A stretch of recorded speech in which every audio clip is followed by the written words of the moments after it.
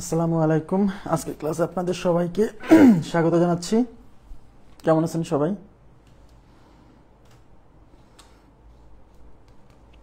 ওয়ালাইকুম আসসালাম। জি আলহামদুলিল্লাহ ভালো আছি। আপনারা কেমন আছেন? আদাব। আচ্ছা, সবাই সবকিছু শুনতে পাচ্ছেন কিনা, আমার কথা শুনতে পাচ্ছেন কিনা এবং ক্লিয়ার দেখতে পাচ্ছেন কিনা আমাকে একটু কমেন্ট করে জানান। আমরা ক্লাস শুরু করে দিব। হ্যাঁ, আজকে আমরা পড়ব হচ্ছে আমাদের রম্বসের 2-3টা অঙ্ক বাকি ছিল, ওই 2-3টা অঙ্ক সলভ করব এবং তারপর হচ্ছে বর্গ। এই রম্বস আর বর্গ, চতুর্ভুজের মধ্যে রম্বস এবং বর্গ এই দুটো খুবই ইম্পর্টেন্ট। এখান থেকে সবচেয়ে বেশি প্রশ্ন আসছে পরীক্ষা। হ্যাঁ, আচ্ছা ক্লিয়ার বলছেন, থ্যাংক ইউ ভেরি মাচ। আচ্ছা এবার দেখেন, আমি প্রথমে যে অঙ্কটা শুরু করব সেটা হচ্ছে 71 নাম্বার কোশ্চেন আমাদের রম্বসের। হ্যাঁ,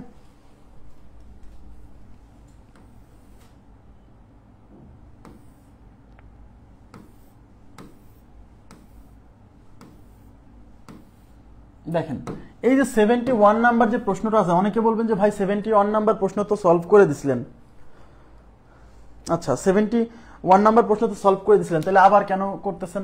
আসলে এই 71 নাম্বার প্রশ্ন আমরা সূত্র দিয়ে সলভ করছিলাম, বাট মজার বিষয় হচ্ছে এই প্রশ্নটা আসলে বাস্তবে এই প্রশ্নের কোনো অস্তিত্ব নাই। মানে এই প্রশ্নটার মানে অঙ্কটার সেটিং এ ভুল আছে, যদিও সূত্র দিয়ে অঙ্কের উত্তর মিলবে, সমস্যা নাই। বাট এই অঙ্কটা মানে এটা কোনো অঙ্কই না, সোজা কথা। কেন অঙ্ক না আমি আপনাদেরকে একটু বুঝাই দিই, তাহলে বুঝতে পারবেন। তবে হ্যাঁ, এই ধরনের কনসেপ্ট দিয়ে অঙ্ক আসতে পারে, আবার বলছি এই ধরনের কনসেপ্ট দিয়ে অঙ্ক আসতে পারে, ঠিক আছে। কিন্তু এই প্রশ্নটা সেটিং ঠিক হয়নি, মানে যে জায়গাতে আসছে বা যেখান থেকে আমি প্রশ্নটা নিছি সেখানে কিছু ডেটা মিসিং ছিল বা এই ডেটাগুলো ভুল আছে। হ্যাঁ, দেখেন কিভাবে। এখানে বলছে একটি রম্বসের একটি বাহুর দৈর্ঘ্য 6.5 সেন্টিমিটার। তাহলে রম্বসের তো 4 বাহুর দৈর্ঘ্য সমান, তার মধ্যে প্রত্যেকটা বাহুর দৈর্ঘ্য হচ্ছে 6.5। একটু তাকাবেন, এটা 6.5 প্রত্যেকটা বাহু, এবং এর উচ্চতা 10 সেন্টিমিটার। উচ্চতা মানে যে এখান থেকে এর উপর লম্ব দূরত্ব। একটি কর্ণের দৈর্ঘ্য 26। আচ্ছা ধরলাম এই কর্ণটার দৈর্ঘ্য 26, এই যেটা এই পুরোটা 26। বলছে অপর কর্ণের দৈর্ঘ্য কত? আচ্ছা অপর কর্ণের দৈর্ঘ্য আমরা বের করব। আচ্ছা এই পুরোটা যদি 26 হয় তাহলে আমি এইটুক 13 বলতে পারি কিনা বলেন? আর এই পুরোটা যেহেতু বের করতে হবে, তাহলে এই পুরোটা যদি D2 হয়, পুরোটাকে আমি D2 ধরতেছি, বুঝছেন? তাহলে এইটুক কি হবে? D2 divided by 2। আচ্ছা তাহলে আমাকে এখন বলেন, আমি এই যে এখানে যে ত্রিভুজটা আমি আঁকাচ্ছি, এই ত্রিভুজটা সমকোণী ত্রিভুজ, কারণ এই কোণটা 90 ডিগ্রি, এগুলো কিন্তু আমরা জানি। আচ্ছা জানি কিনা? এখন কি কেউ বলতে পারবেন যে আসলে মানে এই অঙ্কটা যে আসলে মানে এই ডেটাগুলো যে ঠিক নাই, মানে এই যে 26 বা 6.5 এই ডেটাগুলো যে ঠিক নাই, এখন কি কেউ বুঝতে পারতেছেন? আমাকে কি কেউ বলতে পারবেন যে আসলে এই অঙ্কটা? তবে হ্যাঁ, আমি আবার বলছি, এই অঙ্ক যে কনসেপ্ট দিয়ে আমরা করাইছি, যে দুইভাবে ক্ষেত্রফল বের করছি, ভূমি ইন্টু উচ্চতা is equal to half into D1 D2, সেখানে অঙ্ক কিন্তু আমরা করে ফেলছি, সলভ করে ফেলছি, মান বের হয়েছে। হ্যাঁ, এই কোশ্চেনের কোনো অস্তিত্ব নাই, এখন কি করব? কিন্তু প্রশ্ন হচ্ছে এই কনসেপ্ট দিয়ে প্রশ্ন পরীক্ষা আসতে পারে। এখন কি কেউ বলতে পারবেন এখানে কেন আমি বলতেছি এই ডেটাগুলো মিসিং বা ডেটাগুলোর ভুল আছে? কেউ বলতে পারবেন? কাইন্ডলি রেসপন্স করেন তো, বা এই ডেটাগুলো পরিবর্তন হওয়া উচিত।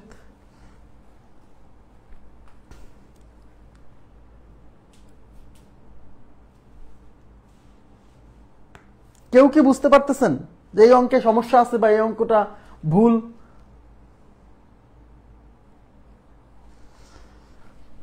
আমরা কি জানি, এই যে এখানে কিন্তু এটা একটা সমকোণী ত্রিভুজ, এই যে এটা একটা সমকোণী ত্রিভুজ, তাই না? আর সমকোণী ত্রিভুজের সমকোণের বিপরীত বাহু হচ্ছে অতিভুজ। তাহলে এটা যদি সমকোণ হয়, এর বিপরীত বাহু এটা হলো অতিভুজ। আর আমরা জানি একটা সমকোণী ত্রিভুজের অতিভুজই হচ্ছে সবচেয়ে বড় বাহু। কিন্তু এই সমকোণী ত্রিভুজের অতিভুজের মান 6.5 আর এই বাহুর মান 13। এই কথা কেউ মানবে? এই কথা কেউ মানবে? আমার কথা কি বুঝছেন? তার মানে এই কোশ্চেনের যে অস্তিত্ব নাই, এটা বুঝছেন কিনা বলেন?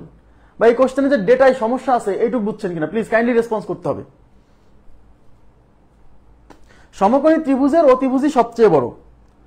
হ্যাঁ, অতিভুজই সবচেয়ে বড়। আর এখানে অতিভুজ 6.5 আর এই বাহুর মান হচ্ছে 13। তাহলে এই অঙ্কে ভুল আছে, ডেটায় সমস্যা আছে। বুঝছেন কিনা? প্লিজ একটু রেসপন্স করতে হবে, সমস্যার সমাধান হয়েছে কিনা এখন। তবে হ্যাঁ, এই কনসেপ্ট থেকে পরীক্ষায় প্রশ্ন আসতে পারে। এই প্রশ্নটা যে টাইপের, সেই টাইপের প্রশ্ন পরীক্ষাতে আসতে পারে। ওকে, আচ্ছা ঠিক আছে, আমি গেলাম পরবর্তী প্রশ্নে।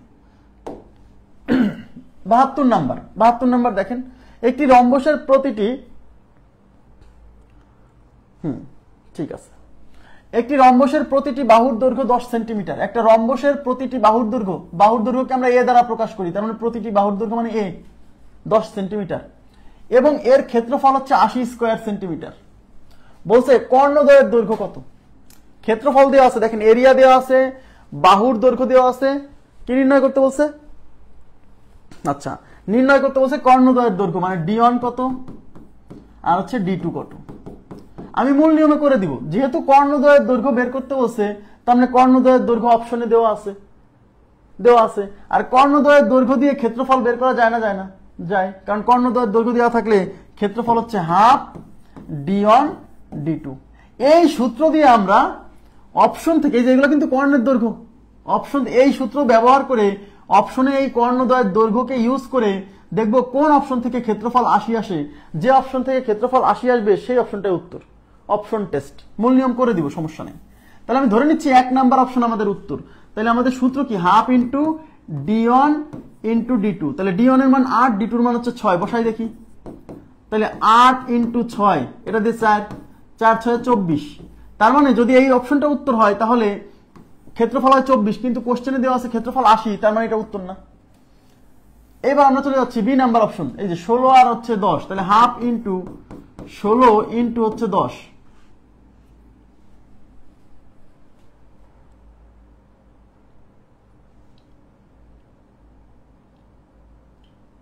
আচ্ছা, তাহলে এটা দিয়ে এটা 8 যাচ্ছে, 8 10 80, 8 10 80। আপাত দৃষ্টিতে মনে হচ্ছে, দেখেন এটা তো আমরা উত্তর নেবই না, কারণ কেন নিব না? কারণ দেখেন এখানে একটা কর্ণ 16, একটা কর্ণ হচ্ছে 10, অথচ বাহুর দৈর্ঘ্যই 10 দেওয়া ছিল।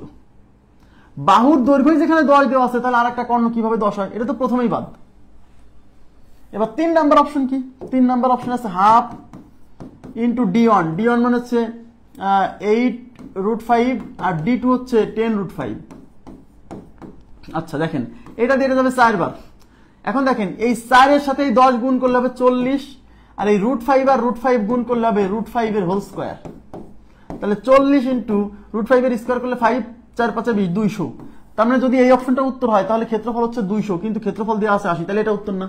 যেহেতু 1 2 3 কোনো অপশনই মেলে নাই, তাই 4 নাম্বার অপশন আমরা না দেখে মেরে দিব, না টেস্ট করে মেরে দিব। তারপর যদি মনে করেন না ভাই আমি টেস্ট করবো, ওকে ফাইন, করে ফেলেন।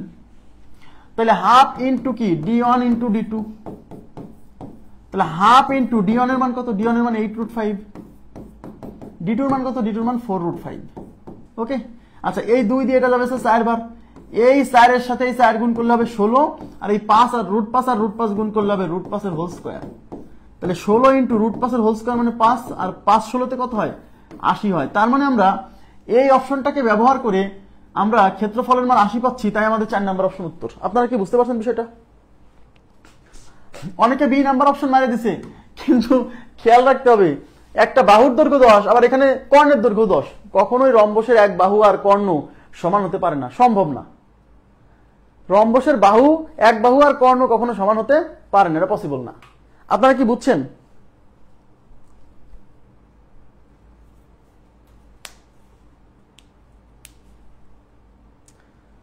আচ্ছা, অপশন টেস্টের ব্যাপারটা ক্লিয়ার হলো? আচ্ছা, এবার মূল নিয়ম দেখেন, যেটা লিখিত পরীক্ষা আসতে পারে এই ধরনের কোশ্চেন। মূল নিয়ম, আচ্ছা কি বের করতে বলছে? দেওয়া আছে কি? দেওয়া আছে হচ্ছে বাহুর দৈর্ঘ্য, মানে a = 10 সেন্টিমিটার, আর বের করতে এরিয়া দেওয়া আছে, এরিয়া দেওয়া আছে কত? 80 স্কয়ার সেন্টিমিটার। আর বের করতে বলছে কর্ণদ্বয়ের দৈর্ঘ্য, d1 এর মান কত, আর একটা বের করতে বলছে d2 এর মান কত। দুইটাই বের করতে বলছে, ঠিক আছে। আচ্ছা, এখন দেখেন আমরা কিন্তু এই d1 আর d2 এর সাথে এই বাহুর দৈর্ঘ্যের একটা সম্পর্ক আছে, আবার এই এরিয়ার সাথেও কিন্তু d1 d2 সম্পর্ক আছে। আমরা কি জানি? এরিয়ার সূত্র কি? এরিয়া = হাফ ইন্টু কর্ণদ্বয়ের গুণফল। এই এরিয়ার মান দিয়ে আছে 80, তাহলে এরিয়ার পরিবর্তে এখানে 80 বসাই দিচ্ছি। তাহলে হাফ ইন্টু d1 d2। এই 2 এই পাশে গুণ আছে, এই পাশে 80 সাথে, সরি 2 এই পাশে ভাগ আছে, এই পাশে 80 সাথে এসে গুণ হবে। তাহলে 80 গুণ 2 = d1 d2। তাহলে 80 গুণ 2 কি 160 না? তার মানে d1 d2 = 160। তার মানে আমরা এই ক্ষেত্রফলের মানকে ব্যবহার করে আমরা d1 d2 এর একটা ভ্যালু পাইছি। এখন এই d1 d2 এখানে কিন্তু আমরা d1 এর মানও জানি না, d2 এর মানও জানি না। তাহলে এখন আমি কিভাবে, এখানে দুইটাই অজানা, তাই দুইটা অজানা রাশি কি একটা সমীকরণ থেকে বের করা সম্ভব? সম্ভব না। কিন্তু মনে করে দেখেন, সরল সমীকরণে কিন্তু বুঝাইছি যে এখানে সমীকরণ একটা, কিন্তু অজানা রাশি আছে দুইটা। তার মানে এখান থেকে আমরা d1 এর মান d2 এর মান বের করতে পারবো না। তার মানে আমাদের আরো কিছু জিনিস লাগবে। এখন দেখতে হবে আরো কোনো কিছু সেট আপ করা যায় কিনা। এই যে বাহুর দৈর্ঘ্য a আর এই d1 আর d2 এর মধ্যে রিলেশন আছে, মনে আছে? মনে আছে কিনা? d1 square plus d2 square, আপনি লিখবেন, এখানে লিখবেন, এখানে লিখবেন, আমরা জানি, তারপর লিখবেন আবার, এখানে লিখবেন আবার, হ্যাঁ, d2 square is equal to 4a square, আমরা এটা জানি। এবার d1 square plus d2 square is equal to 4 into এই এর মান দিয়ে আছে 10, 10 স্কয়ার। তাহলে এই পাশে কি হচ্ছে? d1 square plus d2 square is equal two এই 10 স্কয়ার হচ্ছে 100, 100 আর 4 গুণ করলে হবে 400। ব্যাস, এটাকে আমরা 1 নাম্বার ইকুয়েশন। যাই হোক, ইকুয়েশন না দিলেও সমস্যা নেই। এখন আমরা কি পাইছি সবাই একটু তাকান। আমরা পাইছি d1 স্কয়ার প্লাস d2 স্কয়ারের একটা ভ্যালু পাইছি, আর d1 d2 এর একটা ভ্যালু পাইছি। এই যে এই মানটা আর এই মানটা ব্যবহার করে আমরা d1 প্লাস d2 এটা বের করব, আবার d1 মাইনাস d2 এটা বের করব। এই দুইটা সমীকরণ বের করে তারপরে সমাধান করে d1 এবং d2 এর মান বের করব। ক্লিয়ার বিষয়টা? আশা করি বুঝতে পারছেন। এইবার লিখবেন, আমরা জানি, আবার জানি, এরকম আবার জানি, আমাদের টার্গেট কিন্তু এখন দুইটা, d1 প্লাস d2 বের করা, d1 মাইনাস d2 বের করা। কারণ আমরা জানি দুইটা সমীকরণ বের করতে পারলেই কিন্তু সমাধান করে ফেলতে পারবো, তাই কিনা? তাহলে আমরা লিখবো d1 প্লাস d2 এর হোল স্কয়ার নিব। d1 প্লাস d2 এর হোল স্কয়ার কি লেখা যায়? d1 square plus d2 square plus 2d1 d2, মানে এটা a প্লাস b হোল স্কয়ারের সূত্র, a square plus b square plus 2ab। এখন অনেকে বলবেন, ভাই এই সূত্রটা কেন নিলেন? কারণ আমার এই মানটা দেওয়া আছে, এই মানটা দেওয়া আছে, তাই এই দুইটা মানকে ব্যবহার করে আমাকে এই মানটা বের করবো, এই জন্য। বুঝছেন? এই d1 plus d1 square plus d2 square মান 400, তাহলে এটা হচ্ছে 400 প্লাস এটা হচ্ছে 2, আর এই d1 d2 এর মান হচ্ছে 160। তাহলে 400 প্লাস 16 দুগুণী 32, 320, তাহলে 720। আচ্ছা হলো 720, 720। তাহলে এই পাশে কি আসছে? d1 প্লাস d2 এর whole square is equal to 720। আমি যেহেতু d1 প্লাস d2 বের করবো, তাহলে এই স্কয়ারটা ওই পাশে রুট করে দেই। তাহলে d1 plus d2 is equal to root 720। এখন এই রুট 720 কে ভাঙা যায় কিনা দেখি। দেখেন এদিকে তাকান, রুট 720, দেখেন এই রুট 720 আমি দেখতে পাচ্ছি এই 720 কে এমন দুইটা সংখ্যার গুণফল আকারে প্রকাশ করব যার একটা রুট হয়। রুট হয় কিভাবে দেখেন? তার জন্য 720 কে আপনি ফ্যাক্টরাইজ করেন। এই যে দেখেন, 2 দিয়ে যাবে 360 বার, আবার যদি 2 দিয়ে করেন 180, আবার 2 দিয়ে 90, আবার 2 দিয়ে 45, আবার 3 দিয়ে 15, আবার 3 দিয়ে 5। এখন দেখেন আমি কি বলছিলাম, যে জোড় সংখ্যক উৎপাদক যেগুলো থাকবে সেগুলো সব গুণ করে একটা সংখ্যা পাবেন, হ্যাঁ, আর বাকিগুলা একটা সংখ্যা, তাই না? তাহলে দেখেন 2 আছে কয়টা? 2 আছে 4টা, তার মানে 4টা জোড় সংখ্যক। 3 আছে কয়টা? 2টা, তার মানে জোড় সংখ্যক। তাহলে এগুলো সব গুণ করলে, এই জোড় সংখ্যক উৎপাদকগুলো গুণ করলে একটা পূর্ণবর্গ সংখ্যা পাবেন। 2 দুগুণী 4, 4 দুগুণী 8, 8 দুগুণী 16, আর হচ্ছে 3 16 48, 48 গুণ 3, 48 গুণ 3 কত হয়? 3 8 24, 3 4 12 আর 2 14, 144। এই যে সবগুলো গুণ করলে হয় 144, তার সাথে আছে 5। তার মানে এই 720 মানে হচ্ছে রুট 144 গুণ 5। আমার কথা কি বুঝতে পারছেন? রুট 144 গুণ 5। ওকে, আমি একটা নতুন পেজ নিচ্ছি।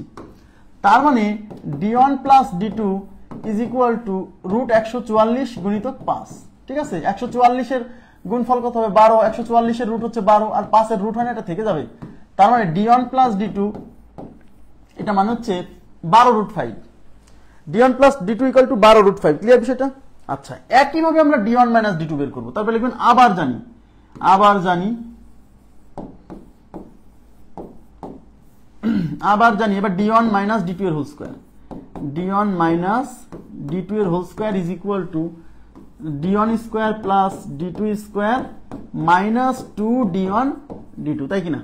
এই d1 স্কয়ার প্লাস d2 স্কয়ারের মান হচ্ছে 400, ওই পাশে ছিল, আর 2 ইন্টু d1 প্লাস d2 মান, d1 d2 মান হচ্ছে 160। তাহলে এটা হচ্ছে 400 মাইনাস 16 দুগুণী 32, এই যে 2 দিয়ে 16 কে গুণ করলে 16 দুগুণী 32, আর একটা শূন্য 320, এখানে থাকলো 80। তাহলে d1 মাইনাস d2 এর হোল স্কয়ার। ওকে, এখন এই স্কয়ার এই পাশে রুট করলে এই পাশে থাকবে d1 minus d2 is equal to root 80। এই রুট 80 কে কি লেখা যায়? এই রুট 80 কে লেখা যায় 16 গুণ 5। আর যদি আপনি না বোঝেন একবারে, তাহলে এই রুট 80 কে ভাঙবেন। ক্লাসে কিন্তু দেখাইছি কিভাবে এইটা 80 ভেঙে 16 গুণ 5 আসে, এইসব কিন্তু ক্লাসে প্র্যাকটিস করাইছি। এগুলো না বুঝলে কিন্তু বিপদ। ভাই অনেক বড় অঙ্ক, আমি কি দেখাচ্ছি? এটা লিখিত ফরম্যাট। আর আগে এমসিকিউ এর জন্য কি দেখালাম? Option test. এমসিকিউ এর জন্য দেখালাম অপশন টেস্ট, আর এটা হচ্ছে লিখিত ফরম্যাট। এখন আপনি যদি বলেন যে ভাই লিখিত ফরম্যাট করানোর দরকার নেই, তাহলে স্কিপ করবো, খালি এমসিকিউতে কিভাবে করতে হয় সেটা দেখাবো। অঙ্ক বড় তো হবে, লিখিত অঙ্ক লিখিত তো বড় হবে না? একটা লিখিত অঙ্কে তো আপনার 5 থেকে 10 নম্বর থাকে। আচ্ছা, তাহলে এখন দেখেন, তাহলে এই পাশে থাকতেছে d1 মাইনাস d2, আর এই 16 রুট করলে হবে 4, আর এই 5 এর রুট হয় না, তার মানে 4 রুট 5। এটা 2 নাম্বার ইকুয়েশন। তাহলে 1 নাম্বার ইকুয়েশনে আমরা বের করছিলাম হচ্ছে d1 plus d2, d1 plus d2, হ্যাঁ, আর 2 নাম্বার ইকুয়েশনে বের করছি d1 মাইনাস d2। এখন 1 আর 2 যোগ করবো একবার, বিয়োগ করবো একবার, তাহলে d1 আর d2 এর মান বের করবে। তাহলে 1 যোগ 2 করে পাই। একে কি ছিল? d1 plus d2 is equal to 12 root 5, আর 2 এ কি আছে? d1 minus d2 is equal to 4 root 5। এই d2 ক্যান্সেল, তাহলে এই পাশে থাকবে 2d1 ইজ ইকুয়াল টু 12টা রুট 5 এর সাথে 4টা রুট 5 যোগ করলে 16টা রুট 5। এই 2 এই পাশে গুণ আছে, ওই পাশে ভাগ হবে, তাহলে d1 ইকুয়াল টু কি হবে? 16 রুট 5, এই 2 গুণ আছে, এই পাশে ভাগ হবে, 2 দিয়ে 16 কাটলে 8, তার মানে d1 is equal to 8 root 5। Okay, এইবার 1 আর 2 বিয়োগ করলে d2 এর মান আসবে। তাহলে 1 বিয়োগ 2 করে, 1 বিয়োগ 2 করে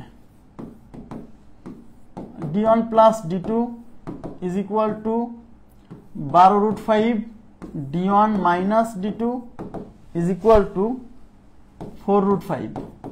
1 বিয়োগ 2 করলে সাইন পরিবর্তন হবে, এখানে প্লাস আছে হবে মাইনাস, এখানে মাইনাস আছে হবে প্লাস, এখানে প্লাস আছে হবে মাইনাস।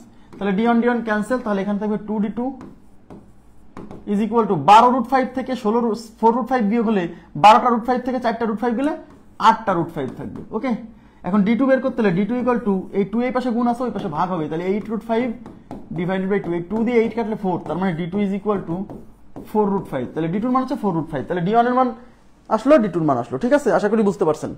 দেখেন এমসিকিউতে কিভাবে তাড়াতাড়ি করা যায় সেটা তো আমি দেখাবই, পাশাপাশি লিখিত ফরম্যাটটা 60% অঙ্ক এখানেই করে দিব, যাতে আপনার লিখিত প্রস্তুতি নিতে বেশি কষ্ট না হয়। ঠিক আছে, নেক্সট প্রশ্নে চলে যাচ্ছি। দেখেন, একটি রম্বসের প্রত্যেক বাহুর দৈর্ঘ্য 20 সেন্টিমিটার এবং ছোট কর্ণটি বড় কর্ণটির 3/4। ছোট কর্ণটি বড় কর্ণটির 3/4। Okay fine.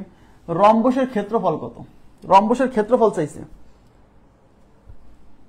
কি দেওয়া আছে? প্রত্যেক বাহুর দৈর্ঘ্য 20 সেন্টিমিটার, তার মানে a is equal two 20 centimetre. ছোট কর্ণটি, এখন ছোট কর্ণ কোনটা বড় কর্ণ কোনটা এটা কিন্তু আমরা জানি না, আপনার ইচ্ছা মতো ধরে নেবেন যে d1 হচ্ছে ছোট কর্ণ, d2 হচ্ছে বড় কর্ণ। ওকে, কিংবা d1 বড় কর্ণ, d2 ছোট কর্ণ, এটা ধরলে হবে। এবার কি বলছে? ছোট কর্ণটা আমি ধরে নিচ্ছি d1 ছোট। ওকে, তাহলে ছোট কর্ণটি মানে d1, প্রশ্ন মতে d1, এই ছোট কর্ণটি মানে d1 হচ্ছে বড় কর্ণের মানে d2 এর 3/4 মানে 3/4 গুণ। এই যে 3/4 মানে 3/4 গুণ, তার মানে d1 ইকুয়াল টু 3/4, d2 এর 3/4 মানে 3/4, তার মানে d1 ইকুয়াল টু d2 এর মানে গুণ 3/4। এই d2 এই পাশে গুণ আছে, এই পাশে এসে ভাগ হবে, এটা এই পাশে এসে ভাগ হবে, তাহলে d2 এই পাশে এসে ভাগ হবে ইজ ইকুয়াল টু 3/4। তার মানে আমি এখান থেকে d1 is to d2 is equal to 3:4 এটা বের করে ফেললাম। মানে d1 এবং d2 এর অনুপাত হচ্ছে 3:4। এবার তাকান, আমি যদি এখন চিত্রটা আঁকাই তাহলে বুঝতে পারবেন। এই যে এই ছোট কর্ণ হচ্ছে d1, এটাকে d1 ধরছি, তাহলে এটা হচ্ছে 3 অনুপাত। এই যে দেখেন, এটা হচ্ছে 3 অনুপাত, আর এই কর্ণ হচ্ছে 4 অনুপাত। তাহলে এই পুরোটা যদি 3 অনুপাত হয়, এর অর্ধেকও 3 অনুপাত হবে। এই পুরোটা যদি 4 অনুপাত হয়, তাহলে এর অর্ধেকও 4 অনুপাত হবে। তাহলে এই যে সমকোণী ত্রিভুজ এখানে সৃষ্টি হয়েছে, এই যে সেই সমকোণী ত্রিভুজের বাহুগুলোর অনুপাত 3:4:5, মানে এটা হচ্ছে 5 অনুপাত হবে। তার মধ্যে এই বাহুর মান দেওয়া আছে হচ্ছে 20। দেখেন, এই বাহুর মান দেওয়া আছে 20। আমি কিন্তু বুঝে গেছি যে 3:4:5 অনুপাত হবে। তাহলে এখন প্রশ্ন হচ্ছে বাহুর মান হওয়ার কথা 5, কিন্তু হয়ে গেছে 20। তাহলে এই 5 এর কয় গুণ হয়েছে দেখেন তো, এই 5 এর কয় গুণ? এই 20 হচ্ছে 5 এর 4 গুণ না? ইয়েস, তার মানে হচ্ছে এই প্রত্যেকটা বাহু 4 গুণ করলে পরে আমরা অ্যাকচুয়াল বাহুর মান পাবো।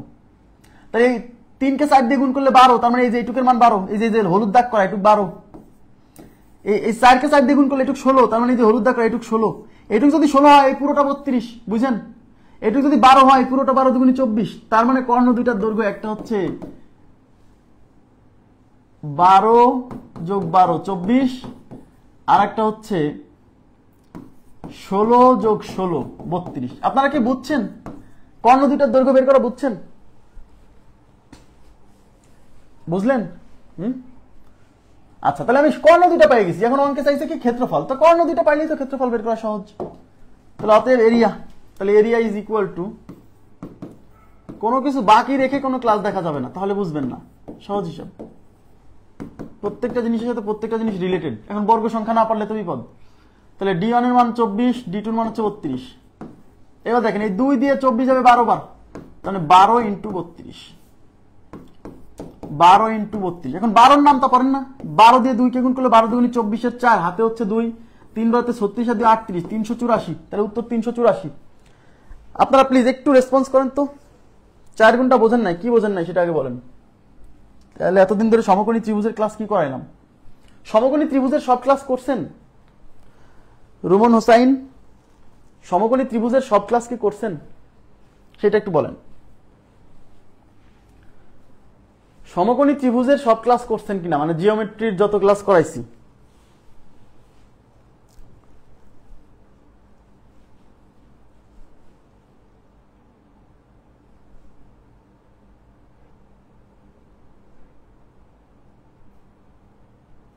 প্রশ্নের উত্তর দেন প্লিজ, একটু রেসপন্স করতে হবে, না হলে নেক্সট অপশনে চলে যাবো, নেক্সট অঙ্কে চলে যাব।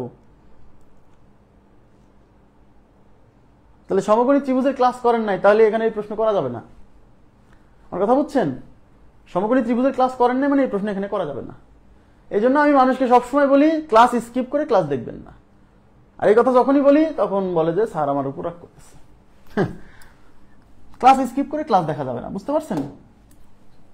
ক্লাস সিরিয়ালি করে আসতে হবে, না হলে আংশিক বুঝবেন, আংশিক বুঝবেন, আংশিক বুঝবেন না। হ্যাঁ, এটার জন্য আমি দায়ী নই। দেখেন এবিসিডি রম্বসের পরিসীমা 48 সেন্টিমিটার। তাহলে এবিসিডি একটা রম্বস, এবিসিডি একটা রম্বস, এর পরিসীমা দেওয়া আছে, খেয়াল করেন প্লিজ, পরিসীমা দেওয়া আছে। আরে বাবা, ওই অনুপাতটাই তো সমকোণী ত্রিভুজে বুঝাইছি। সমকোণী ত্রিভুজের 3 বাহুর অনুপাত, এটাই তো সমকোণী ত্রিভুজের ক্লাসে বুঝাইছি, 3:4:5, 5:12:13, 8:15:17। এখন আপনি যদি এই ক্লাসই না করেন যে অনুপাতগুলো কিভাবে আসছে, তাহলে আপনাকে আমি কিভাবে বুঝাবো? কথা কি বুঝছেন? সময় নষ্ট হবে। যারা ক্লাস করে না, মাঝে মাঝে সে উকি ঝুঁকি দেয়, এর জন্য সময় নষ্ট হয়। হ্যাঁ, কিছু মনে করেন না ভাই। এবিসিডি রম্বসের পরিসীমা 48 সেন্টিমিটার এবং এবিসি কোণ, এই যে এটা হচ্ছে কোণের চিহ্ন, এবিসি কোণ, এবিসি মানে বি কোণ। হ্যাঁ, 120 ডিগ্রি হলে এর ক্ষেত্রফল কত? রম্বসের ক্ষেত্রফল চাইছে। হ্যাঁ, দেখেন আমি আগে রম্বসটা আঁকাই।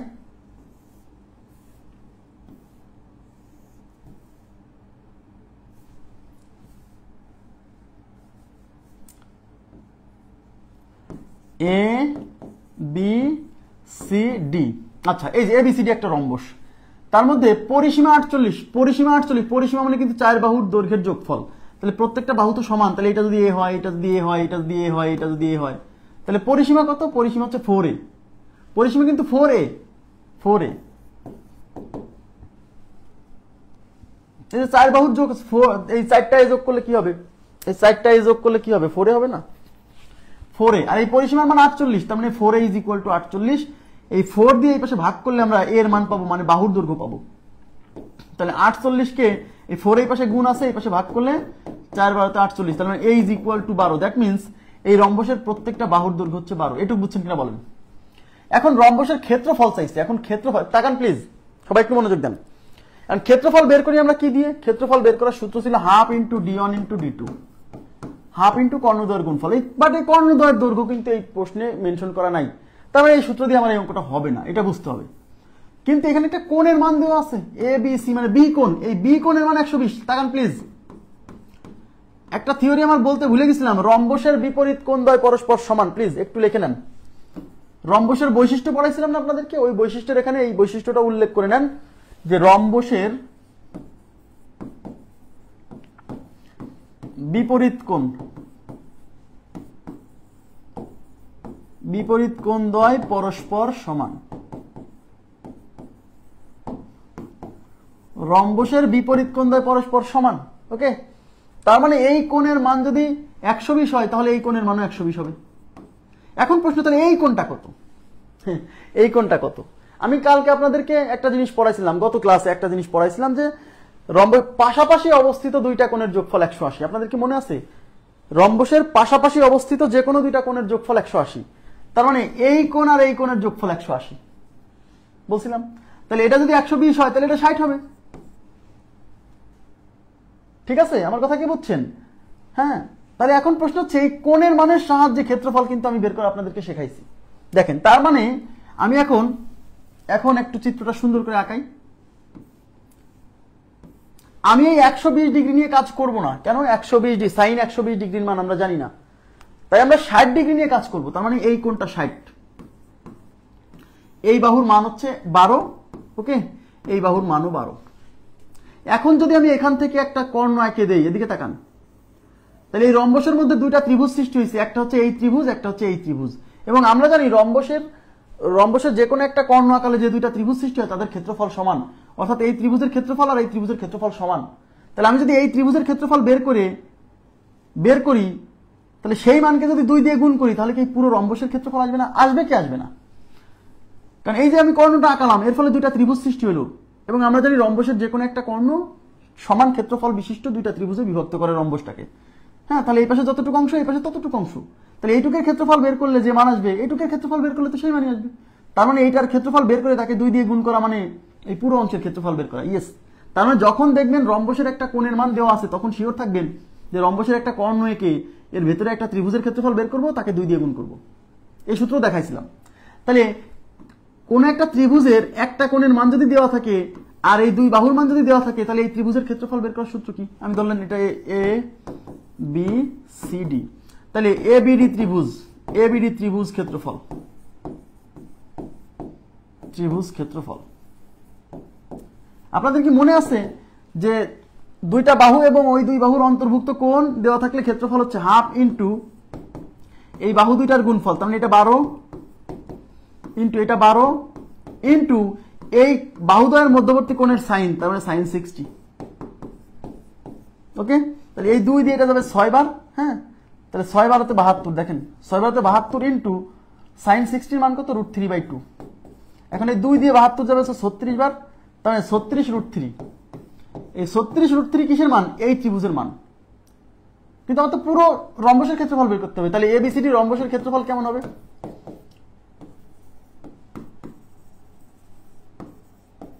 কেমন হবে? এই যে এই ত্রিভুজের ক্ষেত্রফলকে 2 দিয়ে গুণ করতে হবে, তার মানে 36√3 গুণ হচ্ছে 2। এই 2 দিয়ে 36 কে গুণ করলে 72, তার সাথে আছে √3, তাহলে 72√3 আছে অপশনে। এ নাম্বার অপশন আছে 72√3। আপনারা কি বুঝছেন? প্লিজ একটু কাইন্ডলি রেসপন্স করেন তো।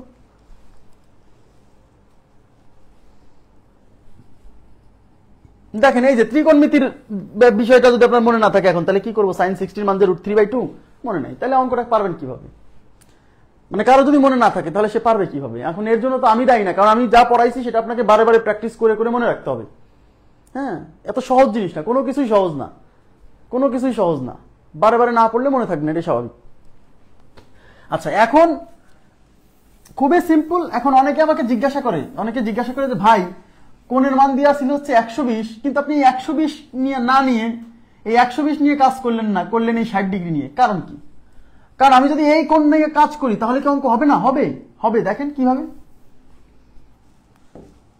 আরে এই অঙ্ক করার জন্য তো মানে খুবই সহজ। দেখেন আপনাকে আমি দেখাই।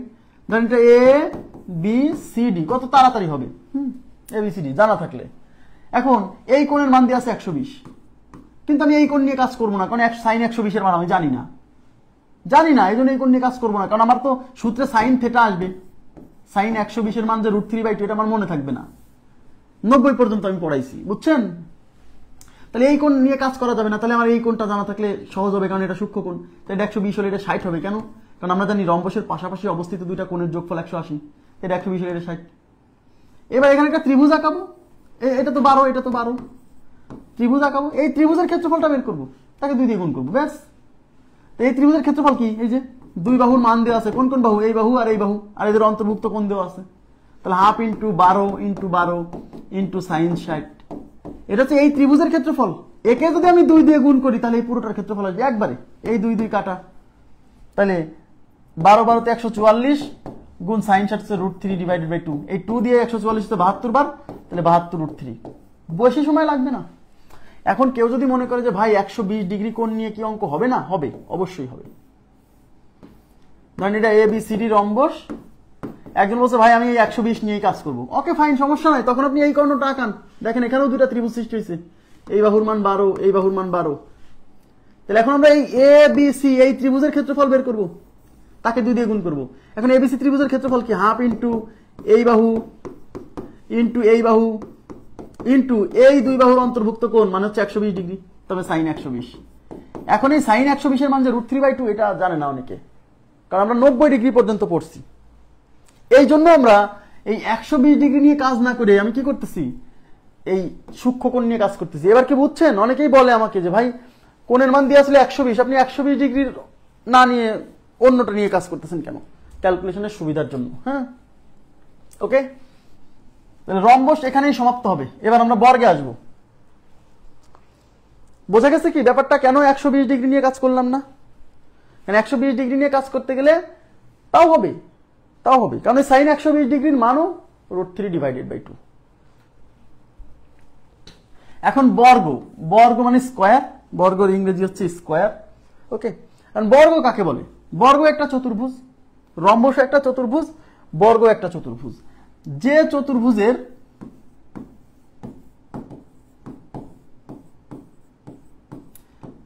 চতুর্ভুজের 4 বাহু সমান এবং প্রতিটি কোণ সমকোণ,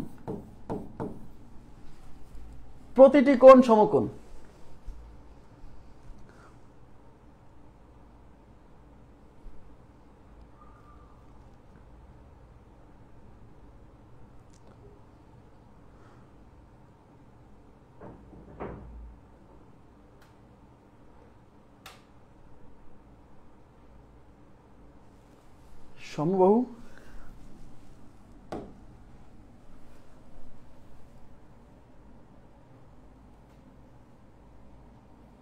হ্যাঁ তাও হবে।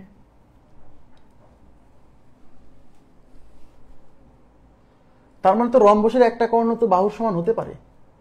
আমি যে একটু আগে বললাম যে রম্বসের কোনো কর্ণ বাহুর সমান হতে পারে না, কিন্তু এখানে তো দেখছি হতে পারে। হ্যাঁ তাই তো, একটু কারেকশন করবেন তো প্লিজ।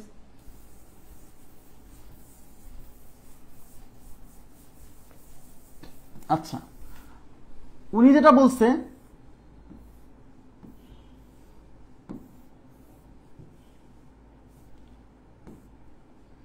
এটা 12, এটা 12, এটা 12, এটা 12, এটা ABCD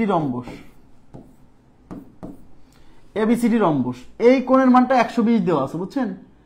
এই কোণটা যদি 120 হয়, এটা 120, এটা 120, এটা 120 হলে এটাও 120 হবে, কারণ বিপরীত কোণ দ্বয় পরস্পর সমান। হ্যাঁ, তাহলে এটা 120 হলে এটা 60 হবে, এটা আমরা বুঝতে পারছি।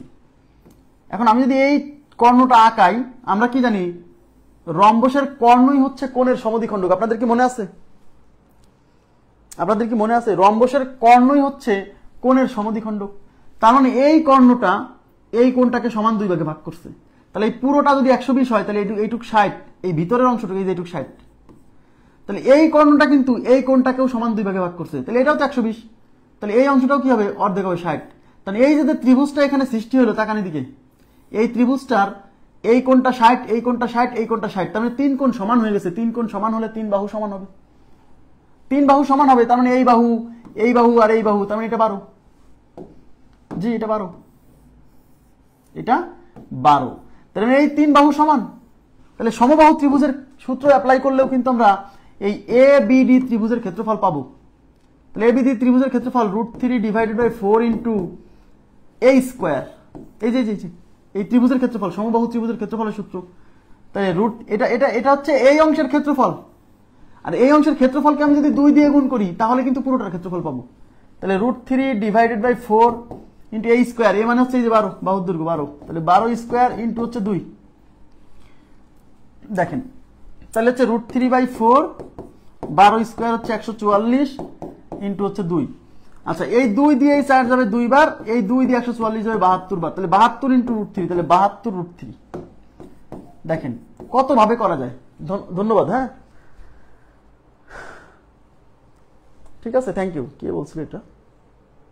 আন্না রয়, ধন্যবাদ। হ্যাঁ তার মানে হচ্ছে আমি একটু আগে যে একটা কথা বললাম না যে রম্বসের কোনো কর্ণ কোনো বাহুর সমান হতে পারে না, এটা ভুল। হ্যাঁ এটা একটু কারেকশন করে নেবেন প্লিজ। রম্বসের এই ছোট কর্ণের দৈর্ঘ্য কখনো কখনো এই বাহুর দৈর্ঘ্যের সমান হতে পারে, হতে পারে। আমার কথা কি বুঝছেন? কখনো কখনো এই বাহুর দৈর্ঘ্যের সমান হতে পারে। 72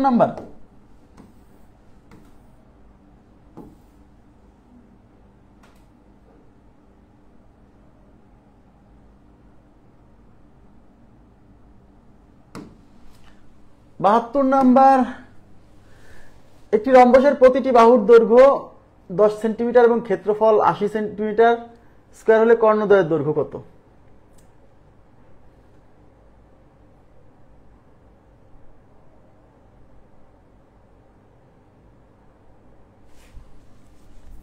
আচ্ছা আমি দেখে দিচ্ছি হয় কিনা, দেখি। যদি হয় তাহলে তো আমি দেখে দিচ্ছি। হ্যাঁ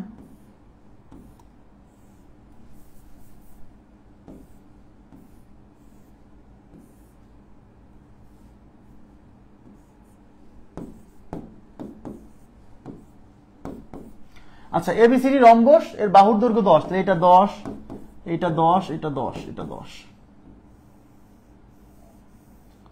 এখন যদি আমার এই অপশনটা উত্তর হয়, সবাই একটু তাকান, যদি এই অপশনটা উত্তর হয়, হ্যাঁ যদি এই অপশনটা উত্তর হয় তাহলে এইটাও 10 হচ্ছে, তাই তো? এটাও 10 হচ্ছে।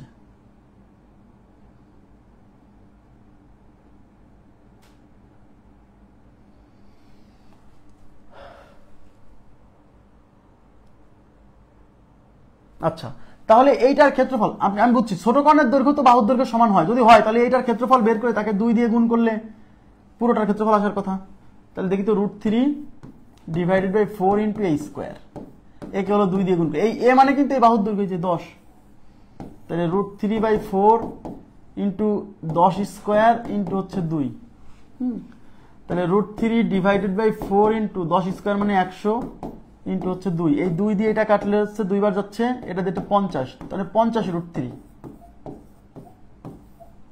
তার মানে হচ্ছে যদি আর একটা কর্ণের দৈর্ঘ্য 10 হতো তাহলে তার ক্ষেত্রফল আসতে হতো 50 √3, বাট ক্ষেত্রফল যে 80, তার মানে এইটা দিয়ে ক্ষেত্রফল মিলতেছে, বাট ওই দুটো আসলে ডেটা না।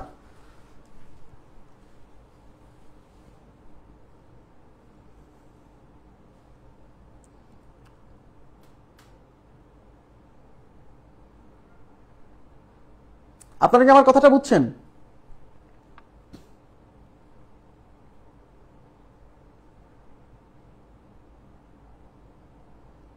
এটা কি বুঝছেন? এই ব্যাপারটা কি বুঝছেন?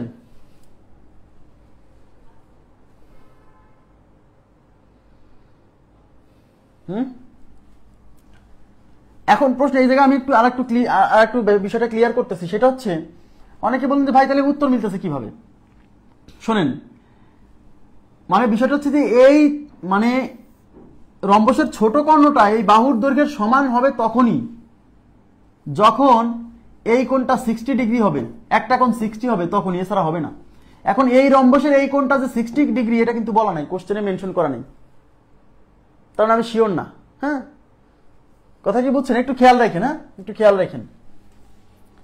আর যদিও এরকম অপশন মানে এই অপশনগুলো হচ্ছে আমার বানানো, তো এই অপশনগুলো তো আমার বানাই দেওয়া, তারপরেও আমি একটু মানে বিগত সালে আমি দেখবো এই মানে যে জায়গাতে প্রশ্নটা আসছে সেখানে এই অপশনটা ছিল কিনা। যদি এরকম থাকে তাহলে অবশ্যই এইটা টেস্ট করে নিতে হবে, না হলে কিন্তু অনেকেই তো এটা মেরে দিবে, কারণ এটা থেকে 80 আসছে, অনেকেই তো মারবে। খেয়াল রাখেন একটু। হ্যাঁ বোঝা গেছে কি ব্যাপারটা কি ক্লিয়ার হয়েছে? এখানে 72 নম্বরের কনফিউশনটা ক্লিয়ার হয়েছে?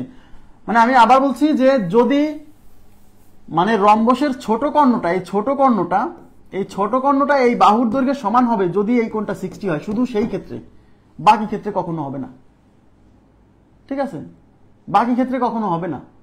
শুধু এটা যদি 60 হয় তখনই, এটা 60 হলে এটা 120 হবে, তখন এইটুক 60 হবে, এইটুক 60 হবে, তখন এটা সমবাহু হবে, তাছাড়া হওয়ার সম্ভাবনা নেই।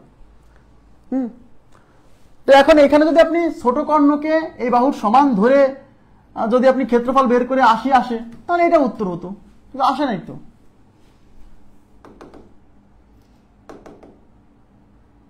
আচ্ছা, আমরা বর্গে চলে আসি। যে চতুর্ভুজের চার বাহু সমান এবং প্রতিটি কোণ সমকোণ, এবং প্রতিটি কোণ সমকোণ বা 90 ডিগ্রি, হ্যাঁ, তাকে আমরা বলবো বর্গ, তাকে বর্গ বলে। জি, একটা ক্ষেত্রে কেবল একটা ক্ষেত্রেই রম্বসের ছোট কর্ণটা মানে বাহুর দৈর্ঘ্যের সমান হতে পারে। সেটা কি? যখন রম্বসের একটা কোণ 60 হবে, সূক্ষ্মকোণ দুইটা 60 হবে, তখন। আমার কথা কি বুঝছেন? তাছাড়া না। আমার কথা কি বুঝছেন? এই যে একটু তাকান, রম্বসের ছোট কর্ণ, একটু কথাটা লিখে নেন তো। রম্বসের ছোট কর্ণ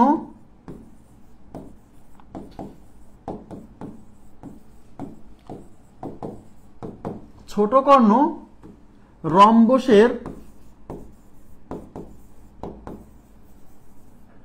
বাহুর দৈর্ঘ্যের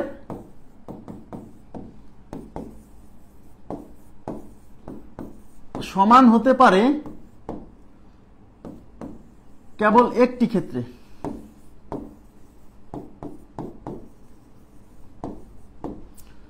যখন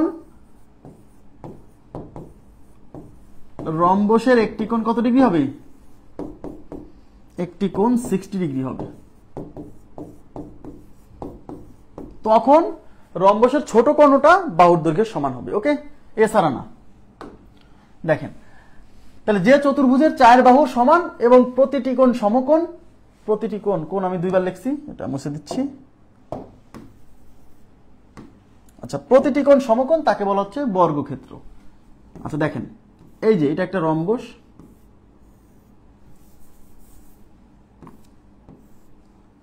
এটা একটা বর্গ, হ্যাঁ।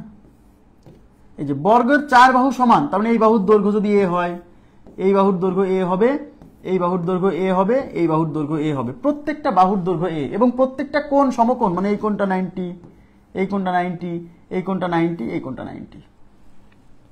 ওকে, আচ্ছা এখন এই যে চার কোণ সমকোণ হয়েছে এবং প্রত্যেক বাহু সমান হতে হবে, তাহলে রম্বসের সাথে কি বর্গের কোনো মিল আছে? রম্বসের সাথে বর্গের কোনো মিল আছে? রম্বসের সাথে বর্গের একটা মিল আছে, কারণ রম্বসেরও চার বাহু সমান, বর্গেরও চার বাহু সমান। কিন্তু রম্বসের এই কোণগুলো সমকোণ হওয়া বাধ্যতামূলক না, কিন্তু বর্গের এই কোণগুলো সমকোণ হওয়া বাধ্যতামূলক, তাই না? তার মানে এই বর্গ একটা রম্বস, এই বর্গ একটা রম্বস, বর্গ কিন্তু একটা রম্বস। আমরা বলবো যে রম্বসের চার কোণ সমকোণ সে হলো বর্গ। যে রম্বসের, আচ্ছা দাঁড়ান, রম্বস মানে চার বাহু সমান, তাহলে বর্গেরও চার বাহু সমান। এখন এই রম্বসটা, এদিকে তাকান, এই রম্বসের এই চারটা কোণ যদি সমান হয়ে যায়, মানে সমকোণ হয়ে যায়, এই চারটা কোণ যদি সমকোণ হয়ে যায়, সেক্ষেত্রে জিনিসটা এই শেপে চলে আসবে না, বর্গে চলে আসবে না? তার মানে রম্বসকে যদি আমি বর্গে নিয়ে যেতে চাই, রম্বস থেকে যদি বর্গে যেতে চাই, তাহলে কিন্তু আমার এই কোণগুলা কি করতে হবে? সমকোণ করে ফেলতে হবে। তার মানে যে রম্বসের, এটাও একটা রম্বস, বর্গ একটা রম্বস, এমন একটা রম্বস যার চার কোণ সমকোণ, কারণ রম্বসের চার বাহু সমান, এরও চার বাহু সমান, রিলেট করার চেষ্টা করেন, রিলেট করার চেষ্টা করেন। যে রম্বসের চার কোণ সমকোণ সে হলো বর্গ। তার মানে বর্গ একটা রম্বস, বর্গ একটি রম্বস।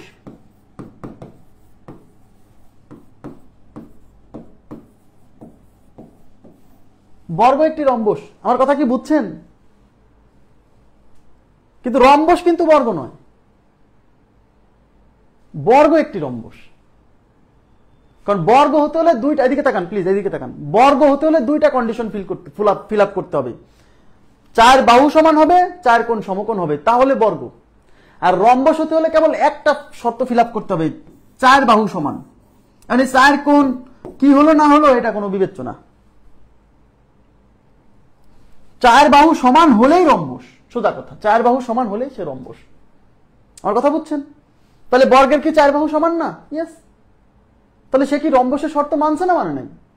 মানছে, কারণ রম্বস হওয়ার শর্তই একটা, চার বাহু সমান হতে হবে। তাহলে এরও চার বাহু সমান, তার মানে বর্গ কিন্তু ওয়ান কাইন্ড অফ রম্বস। হ্যাঁ, এই রম্বসের একটা বিশেষ বৈশিষ্ট্য কি, যার চারটা কোণ সমকোণ। এই সমকোণ, চারটা কোণ সমকোণ হওয়ার জন্য এই রম্বসের নাম হয়েছে ডিফারেন্ট, সেটা বর্গ। আমার কথা কি এবার ক্লিয়ার হয়েছে?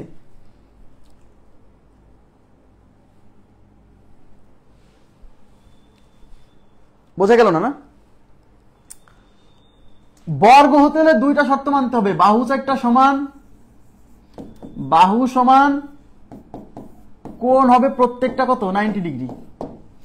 আর রম্বস হতে হলে একটা শর্ত মানতে হবে, বাহু চারটা সমান। মানে বাহু সমান হলে, চার বাহু সমান হলেই সেটা রম্বস, সোজা কথা।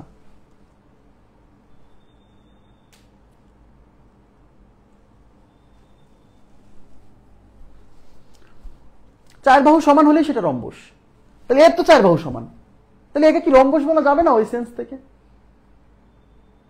হ্যাঁ, তার মানে তাহলে এইভাবে প্রশ্ন আসছে, আমি কিন্তু এমনিতে বলছি না, বলছে যে রম্বসের চার কোণ সমকোণ তাকে কি বলে। তাহলে প্রশ্ন আপনাকে যখনই বলছে যে রম্বসের, তার মানে রম্বস, তাকে রম্বস হতে হবে, তাহলে চার বাহু সমান হতে হবে, তাহলে চার বাহু সমান হওয়ার পরে রম্বস হবে। হ্যাঁ, বলতে যে রম্বসের চার কোণ সমকোণ সে কি, তাহলে রম্বস হয়েছে মানে তার চার বাহু সমান, আর বলে দিচ্ছে চার কোণ সমকোণ, তারপরে চার বাহু সমান, চার কোণ সমকোণ, তাহলে এই রম্বসটা কি হয়ে গেল, বর্গ হয়ে গেল। বুঝতে হবে, এগুলো পয়েন্ট আমি আরো ক্লিয়ার করবো। হ্যাঁ, চারটা চতুর্ভুজ যখন পড়ানো হয়ে যাবে, রম্বস, আয়ত, বর্গ, সামান্তরিক, এই চারটা যখন সব পড়ানো হয়ে যাবে, তখন এগুলোর উপর একটা ক্লাসই দিব, যে এদের কার সাথে কার রিলেশন আছে, মিল অমিল, এগুলো নিয়ে একটা ক্লাসই হবে, সমস্যা নেই। হ্যাঁ, তাহলে আমরা বর্গের ব্যাপারটা বুঝছি। এখন বর্গের কিছু বৈশিষ্ট্য আমি বলে দিচ্ছি, দেখেন বর্গের বৈশিষ্ট্য।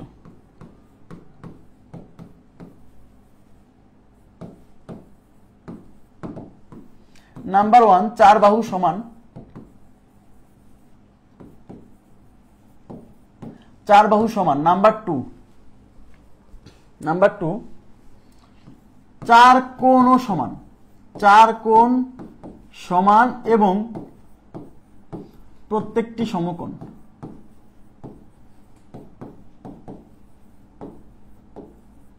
প্রত্যেকটি সমকোণ 92 ডিগ্রি। ওকে, 3 নাম্বার, রম্বসের কর্ণদ্বয়, রম্বসের কর্ণই হলো রম্বস কেন বলতেছি, বর্গের কর্ণ, বর্গের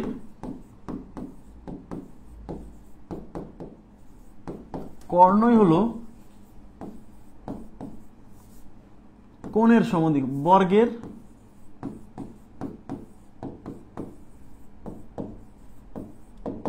কোণের সমদ্বিখণ্ডক।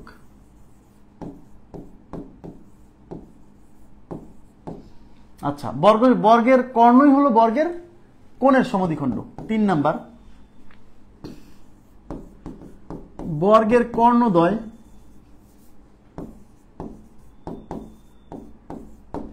কর্ণদ্বয় পরস্পরকে লম্বভাবে সমদ্বিখণ্ডিত করে।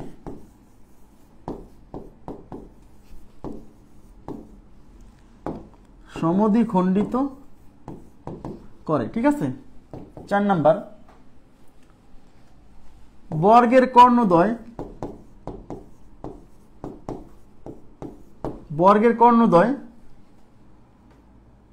বর্গকে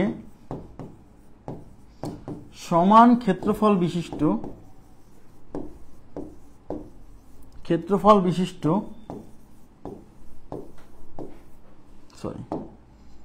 বিশিষ্ট চারটি ত্রিভুজে বিভক্ত করে। চারটি ত্রিভুজে বিভক্ত করে, চারটি ত্রিভুজে বিভক্ত করে। আচ্ছা,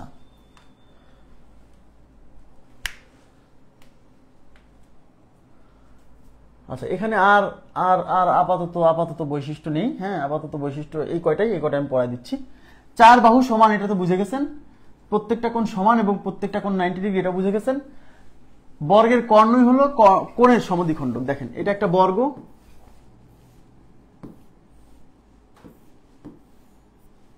এটা একটা বর্গ, এর কর্ণই হলো কোণের সমদ্বিখণ্ডক। মানে কি জানেন, এই বর্গের যদি কর্ণ আঁকা, এটা কর্ণ না, দুই কৌণিক বিন্দুর সংযোগ রেখাংশকে বলে কর্ণ। এই কর্ণ যখন আঁকাবো তখন এই কর্ণটা এই কোণটাকে সমান দুই ভাগে ভাগ করবে, মানে এই পাশে যতটুকু এই পাশে ততটুকু। আবার যখন এই কর্ণটা আঁকাবো এই কর্ণটা এই কোণকে সমান দুই ভাগে ভাগ করবে। আমি আগেই বলছিলাম, আপনাদের মনে আছে কিনা, যে কর্ণ তখনই এই কোণকে সমান দুই ভাগে ভাগ করবে যখন এই বাহু আর এই বাহু সমান হবে, তাছাড়া কখনোই এই ঘটনা ঘটবে না। আমি আবার বলছি, এটা মাথায় ঢোকাই নেন। মানে যখন আপনি কর্ণ আঁকাবেন, কর্ণ যখন আঁকাবেন এই কর্ণটা এই কোণকে সমদ্বিখণ্ডিত করবে, মানে সমান দুই ভাগে ভাগ করবে, তখন যখন এই বাহু আর এই বাহুর মান সমান হবে, মানে এই চার বাহু যখন সমান হবে, তখনই এই ঘটনা ঘটবে, অন্য ক্ষেত্রে ঘটবে না। তাহলে দুইটা চতুর্ভুজের ক্ষেত্রে এই ঘটনা ঘটে, মানে এই চার বাহু সমান। একটা হচ্ছে রম্বস আর একটা হচ্ছে বর্গ। এই বর্গেরও চার বাহু সমান, রম্বসেরও চার বাহু সমান। তাই এই বর্গের কর্ণ যখন আঁকাবেন তখন এই কোণকে সমান দুই ভাগে ভাগ করবে, আবার রম্বসের কর্ণ যখন আঁকাবেন তখন রম্বসের কর্ণ এই কোণকে সমান দুই ভাগে ভাগ করবে। এই কথাটা কি মনে আছে? বর্গের কর্ণই হচ্ছে কোণের সমদ্বিখণ্ডক। মানে বর্গের কর্ণ যখনই আঁকাবেন তখন এই কর্ণটা এই কোণকে সমান দুই ভাগে ভাগ করবে। এটা যেহেতু 90 ডিগ্রি, তাহলে সমান দুই ভাগে ভাগ করা মানে এই পাশে 45, এই পাশে 45। ক্লিয়ার হয়েছে বিষয়টা? মানে কর্ণ কখন কোণের সমদ্বিখণ্ডক হবে? চতুর্ভুজের, যখন চতুর্ভুজের চার বাহু সমান। কারণ এই বাহু আর এই বাহু সমান হলেই এটা মাঝখান দিয়ে যাবে। আর যখন এদিকে তাকান, যখনই এই বাহুগুলো ছোট বড় হবে, ধরেন এই যে একটা আয়তক্ষেত্র, যখন এই বাহু আর এই বাহু ছোট বড় হবে তখন কর্ণ আঁকাতে গেলে এই কর্ণ বড় বাহুর সাথে ছোট কোণ উৎপন্ন করবে, ছোট বাহুর সাথে বড় কোণ উৎপন্ন করবে। দেখেন এটা প্র্যাকটিক্যাল প্রমাণ, মুখস্থ করা লাগবে না। আর যখন এই বাহু আর এই বাহু মানে সমান হবে তখন এটা এই অংশে মিলাতে গেলে পরে মাঝখান দিয়ে গেলেই হবে। আর যখন এই বাহু অনেক বড় এই বাহু ছোট, তখন এই কোণের সাথে এই কোণ মিশাতে গেলে পরে এই পাশে ছোট হয়ে যাবে, এই পাশে বড় হয়ে যাবে। আমার কথা কি বোঝা যাচ্ছে? তার মানে হ্যাঁ, সেটা বলবো। আপনার ক্লিয়ার হয়েছে? এটা ক্লিয়ার হয়েছে? ব্যাপারটা কি ক্লিয়ার হয়েছে? হ্যাঁ, আর একটা বৈশিষ্ট্য আছে না, হ্যাঁ এটা বলবো আমি, এগুলো বোঝানোর পরে বোঝাই দিচ্ছি। তাই এটা গেল বর্গের কর্ণই হলো বর্গের কোণের সমদ্বিখণ্ডক। বর্গের কর্ণদ্বয় পরস্পরকে লম্বভাবে সমদ্বিখণ্ডিত করে।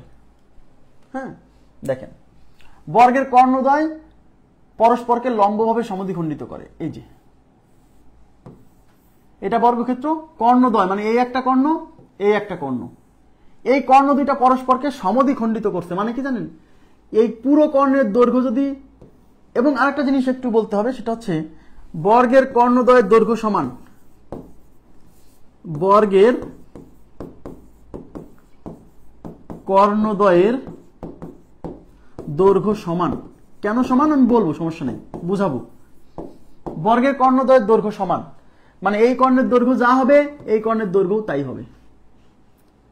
এবং এই কর্ণদ্বয় পরস্পরকে সমদ্বিখণ্ডিত করে, মানে এই কর্ণ যখন এই কর্ণের উপর দিকেছে না, এই কর্ণটাকে এই কর্ণের উপর দিকেছে না, তখন এই কর্ণটা এই কর্ণকে সমান দুই ভাগে ভাগ করছে, মানে এই পাশে যতটুক এই পাশে ততটুক।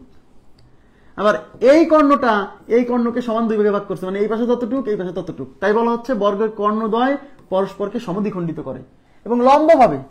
মানে এইটা যখন এর উপর দিকেছে তখন একজন আরেকজনের উপর লম্ব হইছে, একজন আরেকজনের উপর লম্ব হইছে, মানে এই কোণগুলো 90, এটা 90, এটা 90, এটা 90, এই সাইডটা কোণই 90, রম্বসের মতোই। এখন এই কোণটা যে 90, এটা কেমনে বুঝবো? দেখেন আমরা একটু আগে একটা থিওরি পড়ে আসলাম যে বর্গের কর্ণ, এই বর্গের কর্ণ এই কোণের সমদ্বিখণ্ডক। তাহলে বর্গের এই কোণটা তো 90 ডিগ্রি আমরা পড়ছি। তো এই পুরো কোণটা যদি 90 হয় তাহলে এটুকু 45, কারণ এটা মাঝখান দিয়ে গেছে। এটা যদি 45 হয় তাহলে এই কোণটাও তো 90, এই কোণটা 90 না, তাহলে এই কর্ণটাও তো মাঝখান দিয়ে গেছে। তার মানে এই কোণটা 90 হলে এটুকু 45, তাহলে এটা 45, এটা 45। এখন এখানে একটা ত্রিভুজ দেখেন, এই যে এটা একটা ত্রিভুজ, এটা একটা ত্রিভুজ না, ত্রিভুজের এই কোণটা যদি 45 হয়, এই কোণটা যদি 45 হয়, ত্রিভুজের 3 কোণের সমষ্টি 180, তার মানে এই কোণ, তারপরে এই কোণ আর এই কোণ, এই 3টা কোণের সমষ্টি 180। তাহলে এইটুক 45, এইটুক 45, তাহলে এইটুক আর এইটুক কি 45 45 90। তাহলে এইটুক কত হবে? 3 কোণ মিলে যদি 180 হয়, তাহলে এইটুক আর এইটুক 90 হলে এইটুক হবে বাকি 90। তার মানে এই কোণটা 90 ডিগ্রি, মানে সমকোণ। আমার কথা কি বোঝা যাচ্ছে? হ্যাঁ,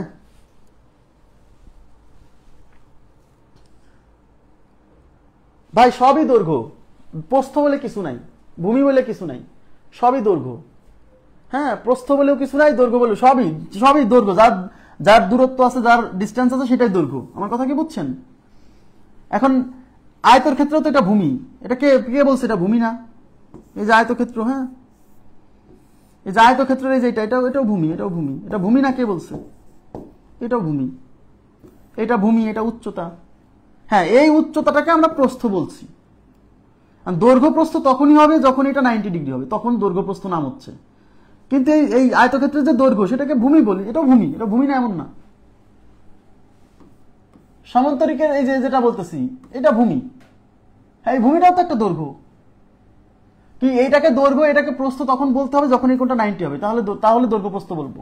প্রস্থ মানে আড়াআড়ি, প্রস্থ বরাবর মানে আড়াআড়ি, মানে 90 ডিগ্রি কোণে। বুঝছেন? আচ্ছা, ওই বৈশিষ্ট্যটা আমি বলবো। প্রস্থ বরাবর মানে আড়াআড়ি, প্রস্থ বরাবর বলে না যে নদীর প্রস্থ বরাবর যেতে হবে, আড়াআড়ি মানে 90 ডিগ্রি কোণে যেতে হবে।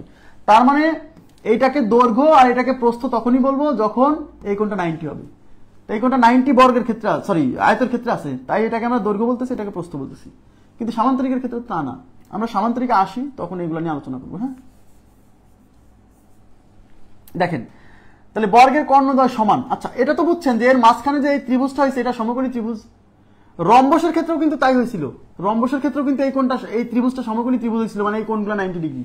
তাহলে বর্গ এবং রম্বসের কিন্তু অনেক বৈশিষ্ট্য মিল পাচ্ছি। মিল তো পাবেনি, কারণ বর্গও এক প্রকার রম্বস। দেখেন, তাহলে বর্গের কর্ণদ্বয় পরস্পরকে লম্বভাবে সমদ্বিখণ্ডিত করে, এটা বুঝলাম। বর্গের কর্ণদ্বয় বর্গকে সমান ক্ষেত্রফল বিশিষ্ট 4টি সমকোণী ত্রিভুজে বিভক্ত করে। এখানে 4টি সমান ক্ষেত্রফল বিশিষ্ট 4টি ত্রিভুজে বিভক্ত করে না, এখানে লিখবেন 4টি সমকোণী ত্রিভুজে, এই যে সমকোণী ত্রিভুজে বিভক্ত করে, ব্যাস। তাহলে বর্গের যখন আপনি কর্ণ দুটো আঁকাবেন, দেখেন আমি এটা বলবো, হ্যাঁ আপু আমি বলে দিব আন্না রয়। এই যে 4টা কর্ণ দুটো যখন আঁকাইছেন, এর মধ্যে 4টা ত্রিভুজ আছে, 1টা 2টা 3টা 4টা। এই 4টা ত্রিভুজের ক্ষেত্রফল সমান, এবং এই 4টা ত্রিভুজের প্রত্যেকেই সমকোণী ত্রিভুজ, প্রত্যেকেই সমকোণী ত্রিভুজ। ঠিক আছে? কেন সমকোণী ত্রিভুজ? কারণ এই কোণটা 90, এর এই কোণটা 90, এই যে এই কোণটা 90, এই কোণটা 90। একটা কোন ত্রিভুজের একটা কোণ সমকোণ হলেই তো সমকোণী ত্রিভুজ। তাহলে এই কোণটার এই ত্রিভুজের এই কোণ সমকোণ, মানে এটা সমকোণী ত্রিভুজ। আর এই ত্রিভুজের এই কোণ সমকোণ, মানে এটা সমকোণী ত্রিভুজ। প্রত্যেকটাই সমকোণী ত্রিভুজ, এবং এই 4টা ত্রিভুজের 4টার ক্ষেত্রফলই সমান। ওকে, আচ্ছা, আর একটা বৈশিষ্ট্য 5 নম্বরে লিখছিলাম, রম্বসের কর্ণদ্বয় সমান। আর 6 নম্বর হচ্ছে রম্বসের একটি কর্ণ, রম্বসের একটি কর্ণ, রম্বস কেন বলতেছি আমি, বর্গ,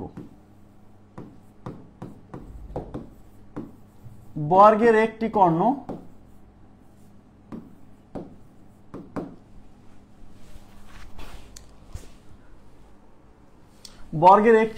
বর্গকে সমান ক্ষেত্রফল বিশিষ্ট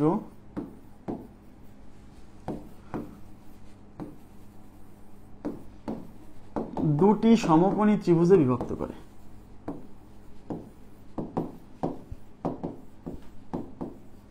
ত্রিভুজে বিভক্ত করে, সমান ক্ষেত্রফল বিশিষ্ট 2টা ত্রিভুজে বিভক্ত করে। এই যে আমি একটা বর্গ আঁকালাম, ঠিক আছে? দেখেন একটা কর্ণ, যে কোনো একটা কর্ণ আঁকানি, যে একটা কর্ণ আঁকালাম। আচ্ছা, এখন এই ত্রিভুজের ক্ষেত্রফল আর এই ত্রিভুজের ক্ষেত্রফল সমান। দেখেন বর্গের একটি কর্ণ, এই যে একটা কর্ণ যখন আঁকাবেন, এর মধ্যে 2টা ত্রিভুজ সৃষ্টি হবে, এই পাশে একটা, এই পাশে একটা। এই 2টা ত্রিভুজের ক্ষেত্রফল সমান, এই 2টা ত্রিভুজের ক্ষেত্রফল সমান, মানে এটার ক্ষেত্রফল যতটুকু, এটার ক্ষেত্রফল ঠিক ততটুকু হবে। ঠিক আছে? এখন এরা নাকি সমকোণী ত্রিভুজ, অবশ্যই, কারণ এই যে এই কোণটা 90 ডিগ্রি, কারণ বর্গের তো 4টা কোণই সমকোণ। তাহলে এই কোণটা 90 ডিগ্রি হলে পারে এই কোণটা কি সমকোণী হবে না? অবশ্যই।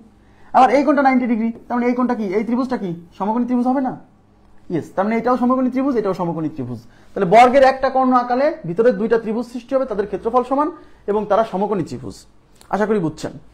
এখন আমাদের এখান থেকে বর্গ সম্পর্কে দুইটা জিনিস, হ্যাঁ, বর্গের ক্ষেত্রফল, বর্গের পরিসীমা আর বর্গের হচ্ছে কর্ণের দৈর্ঘ্য, এই তিনটা জিনিস থেকে পরীক্ষায় প্রশ্ন আসে। আমি দেখাচ্ছি। নাম্বার 1, বর্গের পরিসীমা। বর্গের পরিসীমা, হ্যাঁ, পরিসীমা মানে হচ্ছে সীমানা নির্ধারণকারী রেখার দৈর্ঘ্য, সোজা কথা। তাহলে এই বর্গের সীমানা নির্ধারণ করছে কিন্তু এই 4টা বাহু, তাহলে এই 4 বাহুর দৈর্ঘ্যই হচ্ছে তার পরিসীমা। এই বাহুর দৈর্ঘ্য এ, এই বাহুর দৈর্ঘ্য এ, বর্গের প্রত্যেকটা বাহুকে এ দ্বারা প্রকাশ করে, হ্যাঁ। তাহলে পরিসীমা কি? এই 4 বাহুর দৈর্ঘ্যের যোগফল, 4 বাহুর দৈর্ঘ্যের যোগফল, পরিসীমাকে আমরা পি দ্বারা প্রকাশ করলাম, হ্যাঁ, পেরিফেরি, হ্যাঁ। তাহলে a plus a plus a plus a মানে 4a একবারে, বা আপনি লিখতে পারেন a plus a plus a plus a is equal to 4a। তাহলে পরিসীমা P is equal to 4a, সেটা তো পরিসীমা গেল। এবার আমরা বের করবো হচ্ছে বর্গের কর্ণের দৈর্ঘ্য। বর্গের, এটা খুবই ইম্পর্টেন্ট, কর্ণের দৈর্ঘ্য অনেকবার পরীক্ষা আসছে, সূত্রটাও। বর্গের কর্ণের দৈর্ঘ্য, তার মানে এই যে বর্গ আঁকাচ্ছি, বর্গের তো প্রত্যেকটা কর্ণ সমান, দুইটা কর্ণই সমান, বুঝছেন? তো এটা একটা বর্গ, ওকে। এই বাহুর দৈর্ঘ্য এ, এই বাহুর দৈর্ঘ্য এ, এই বাহুর দৈর্ঘ্য এ, এই বাহুর দৈর্ঘ্য এ। কর্ণের দৈর্ঘ্য মানে এই কর্ণটার দৈর্ঘ্য বের করব, এই কর্ণও যতটুকু হবে এই কর্ণও ততটুকু হবে, আমি দেখাই দিব। বর্গের এই কর্ণকে আমরা ডি দ্বারা প্রকাশ করব, ডিতে ডায়াগোনাল। এই ডি এর মান কত? দেখেন আমি একটু কথা বলি, সেটা হচ্ছে এখানে এবিসিডি বর্গ, তাই না? এই এবিসিডি বর্গের কর্ণ যখন আমি আঁকাইছি তখন কিন্তু এখানে এবিসি একটা সমকোণী ত্রিভুজ, দেখেন এই যে এবিসি, এই যে হলুদ দাগ, এই এবিসি কি একটা সমকোণী ত্রিভুজ না? এই এবিসি সমকোণী ত্রিভুজের এই এসি বাহুটাই কিন্তু এই এবিসিডি বর্গের কর্ণ, খেয়াল করে দেখেন, তাই না? এই এবিসি সমকোণী ত্রিভুজ, এই যে সমকোণী ত্রিভুজের এই এসি বাহুটাই কিন্তু এবিসিডি বর্গের কর্ণ। তার মানে আমরা এই এসির দৈর্ঘ্য বের করা মানেই হচ্ছে এই কর্ণের দৈর্ঘ্য বের করা। তাহলে এখন আমাকে বলেন, আমি এই এসি কে কিন্তু ডি ধরে নিছি, ডিতে ডায়াগোনাল কর্ণ, হ্যাঁ। এখন এবিসি সমকোণী ত্রিভুজ, এই যে এই কোণটা সমকোণ, হ্যাঁ, সমকোণী ত্রিভুজ। এবিসি সমকোণী ত্রিভুজ। তাহলে এবিসি যদি সমকোণী ত্রিভুজ হয়, এখানে কি পিথাগোরাসের উপপাদ্য অ্যাপ্লাই করা যাবে না? অবশ্যই, যে কোনো সমকোণী ত্রিভুজের ক্ষেত্রে পিথাগোরাসের উপপাদ্য অ্যাপ্লিকেবল। তো এই সমকোণের এই বিপরীত বাহুকে বলে অতিভুজ। তার মানে এখানে এবিসি সমকোণী ত্রিভুজের এই কর্ণটা হচ্ছে এই বর্গের অতিভুজ, তাই না? এই এবিসি সমকোণী ত্রিভুজের যে মানে এসি যে বাহু, সেই এসি বাহুটাই হচ্ছে এই বর্গের কর্ণ। আর এই এসি বাহুটাই কিন্তু সমকোণের বিপরীত আছে, তার মানে এবিসি সমকোণী ত্রিভুজের এই এসি বাহুটা হচ্ছে অতিভুজ, আর এই অতিভুজটা হচ্ছে এবিসিডি বর্গের কর্ণ। তাহলে আমরা পিথাগোরাসের উপপাদ্য অ্যাপ্লাই করলে অতিভুজ স্কয়ার, অতিভুজ মানে এই যে অতিভুজ মানে এটা, অর্থাৎ অতিভুজ স্কয়ার মানে ডি স্কয়ার ইকুয়াল টু লম্ব, এই লম্ব হচ্ছে এ ধরলাম, প্লাস ভূমি স্কয়ার মানে এ স্কয়ার। তাহলে ডি স্কয়ার ইকুয়াল টু কি হচ্ছে 2a স্কয়ার। এখন আমরা তো বের করবো ডি স্কয়ার না, ডির মান মানে কর্ণের দৈর্ঘ্য, তাহলে ডি বের করতে হবে। তাহলে D square equal to twice A square. তাহলে ডি বের করতে হলে কি করতে হবে? এই স্কয়ার এর পাশে যে রুট হবে, ঠিক আছে? তাহলে এই 2 এর উপর রুট, 2 এর তো রুট হয় না, তাহলে রুট 2 থেকে যাবে, আর এই এর উপর থেকে স্কয়ার আর রুট কেটে এ হবে। Very very important formula, very very important formula. বর্গের কর্ণের দৈর্ঘ্য রুট 2a, বর্গের কর্ণের দৈর্ঘ্য রুট 2a। তার মানে অতএব বর্গের কর্ণ, আর এ মানে কিন্তু বর্গের বাহু, এই যে এই যে এই যে এই যে এ কি বর্গের বাহু না? ইয়েস। তার মানে বর্গের বাহুর দৈর্ঘ্যকে রুট 2 দিয়ে যদি গুণ করা যায় তাহলে বর্গের কর্ণের দৈর্ঘ্য পাওয়া যায়, খুবই ইম্পর্টেন্ট। তাহলে বর্গের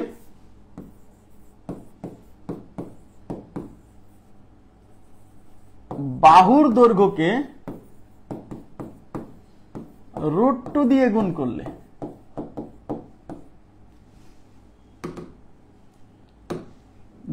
করলে কর্ণ পাওয়া যাবে, কর্ণের দৈর্ঘ্য পাওয়া যাবে, কর্ণের দৈর্ঘ্য পাওয়া যায়, দৈর্ঘ্য পাওয়া যায়। আচ্ছা, আমরা কি বলতে পারি না অতএব কর্ণের দৈর্ঘ্য হচ্ছে বাহুর দৈর্ঘ্যের রুট 2 গুণ? বলা যায় কিনা? এইভাবে কিন্তু বাংলায় প্রশ্ন আসতে পারে। কর্ণের দৈর্ঘ্য, বর্গের কর্ণের দৈর্ঘ্য বাহুর দৈর্ঘ্যের √2 গুণ। হ্যাঁ, খুবই ইম্পর্টেন্ট। বর্গের কর্ণ d = √2, এটা খুবই ইম্পর্টেন্ট, অনেকবার পরীক্ষাতে আসছে। বর্গের কর্ণের দৈর্ঘ্য = √2a, এ হচ্ছে বর্গের বাহু। এখন যদি এই কর্ণটা বের করেন তাও সেম হবে, কারণ এই কর্ণ যখন বের করবেন তখন এই ত্রিভুজটা নিয়ে কাজ করতে হবে। দেখেন এই যে এই ত্রিভুজটা নিয়ে কাজ করতে হবে, তখন এই ত্রিভুজ নিয়ে কাজ করবেন। এই ত্রিভুজের এই বাহুর দৈর্ঘ্য a, এই বাহুর দৈর্ঘ্য a, আর এটা হচ্ছে অতিভুজ ধরতে হবে, কারণ এই কোণটা সমকোণ। তখন এই কর্ণ হচ্ছে, এটাকে যদি d ধরেন তাহলে d² = a² + a², তার মানে এইটার মান আসবে √2a। তার মানে এই কর্ণ আর এই কর্ণ কি সমান? দুইটাই সমান, যে পাশ দিয়ে মাপেন। কারণ যখন এটা বের করতেছেন এইটুক a এইটুক a, তাহলে এটাকে a ধরে a, তাহলে এটার মান যা আসবে, এইটা যখন বের করবেন তাহলে এইটার মানও a, এইটার মানও a, তাহলে এটার মানও তো তাই আসবে, সেম আসবে। তার মানে বর্গের দুইটা কর্ণই সমান এবং দুইটা কর্ণের দৈর্ঘ্য হচ্ছে √2a। ওকে, আচ্ছা, তাহলে বর্গের পরিসীমা গেল, বর্গের কর্ণের দৈর্ঘ্য গেল। এবার বর্গের ক্ষেত্রফল।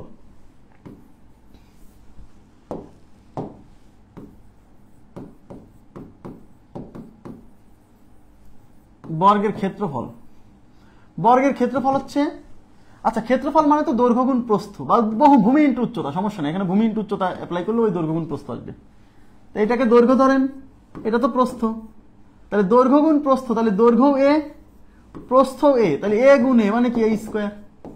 তাহলে বর্গের ক্ষেত্রফল হচ্ছে a², যেখানে a হচ্ছে বর্গের বাহু। অনেকে এইভাবে পড়ে, যেহেতু বাহু তখন বলে বাহু স্কয়ার, আর এর এই তো বাহু, তাহলে বর্গের ক্ষেত্রফল হচ্ছে বাহু স্কয়ার, মানে বর্গের যে কোনো এক বাহুর উপর স্কয়ার মারলেই কি হবে? ক্ষেত্রফল চলে আসবে। এই যে দৈর্ঘ্য ইনটু প্রস্থ, দৈর্ঘ্য a, প্রস্থ a, তাহলে a গুণ a²। ওকে, তাহলে আমাদের তিনটা জিনিস, একটা হচ্ছে বর্গের পরিসীমা 4a, বর্গের কর্ণের দৈর্ঘ্য √2a, আর একটা হচ্ছে বর্গের ক্ষেত্রফল a²। ওকে, এখন এই রিলেটেড যে গাণিতিক সমস্যাগুলো পরীক্ষাতে আসছে আমি সেগুলো একটু দেখাচ্ছি।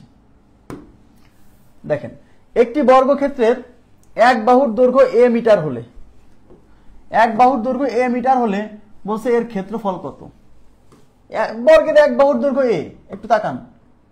তাহলে a হলে এটা যদি a হয়, এটা যদি a হয়, তাহলে এটা যদি a হয়, এটা যদি a হয়, তাহলে দৈর্ঘ্য a, প্রস্থ a, তাহলে a গুণ a মানে কি a²। তার মানে a গুণ a রাইট, a² রাইট, তাই কিনা? তাহলে এখানে কয়টা অপশন রাইট?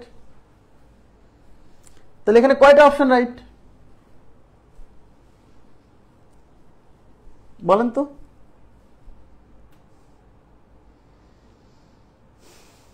তাহলে এখানে কয়টা অপশন রাইট?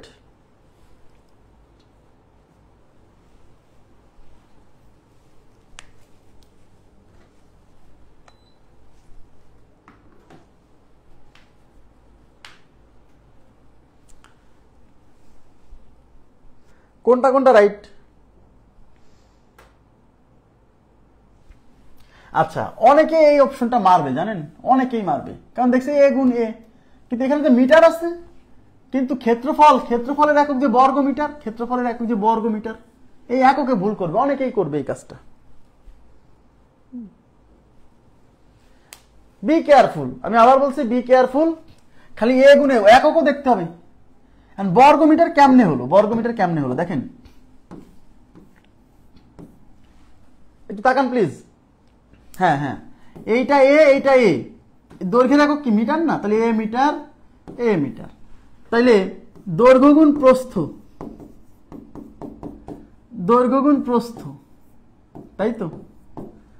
তাহলে এটা হচ্ছে a মিটার ইন্টু এটাও a মিটার, এই a আর a গুণ হয়ে হবে হচ্ছে a², আর এই মিটার আর মিটার হচ্ছে বর্গ মিটার। বুঝছেন এই যে বর্গ মিটার কিভাবে আসছে? কারণ এখানে দৈর্ঘ্য ইন্টু প্রস্থ, এখানে দুইটা মিটার গুণ হয়েছে, স্কয়ার মিটার হয়েছে। একক যেন ভুল না হয়, ঠিক আছে? তাহলে এখানে কি বর্গ মিটার আছে, স্কয়ার মিটার আছে? নাই। তাহলে এটা শুধু মান দেখলে হবে না, এককও দেখতে হবে। নেক্সট, একটি বর্গক্ষেত্রের একটি বাহুর দৈর্ঘ্য 5 ফুট। একটি বর্গক্ষেত্রের একটি বাহুর দৈর্ঘ্য মানে এটা এর মান, a = 5 ফুট। বলছে ক্ষেত্রফল কত? দেখেন এরিয়া কি, এরিয়া হচ্ছে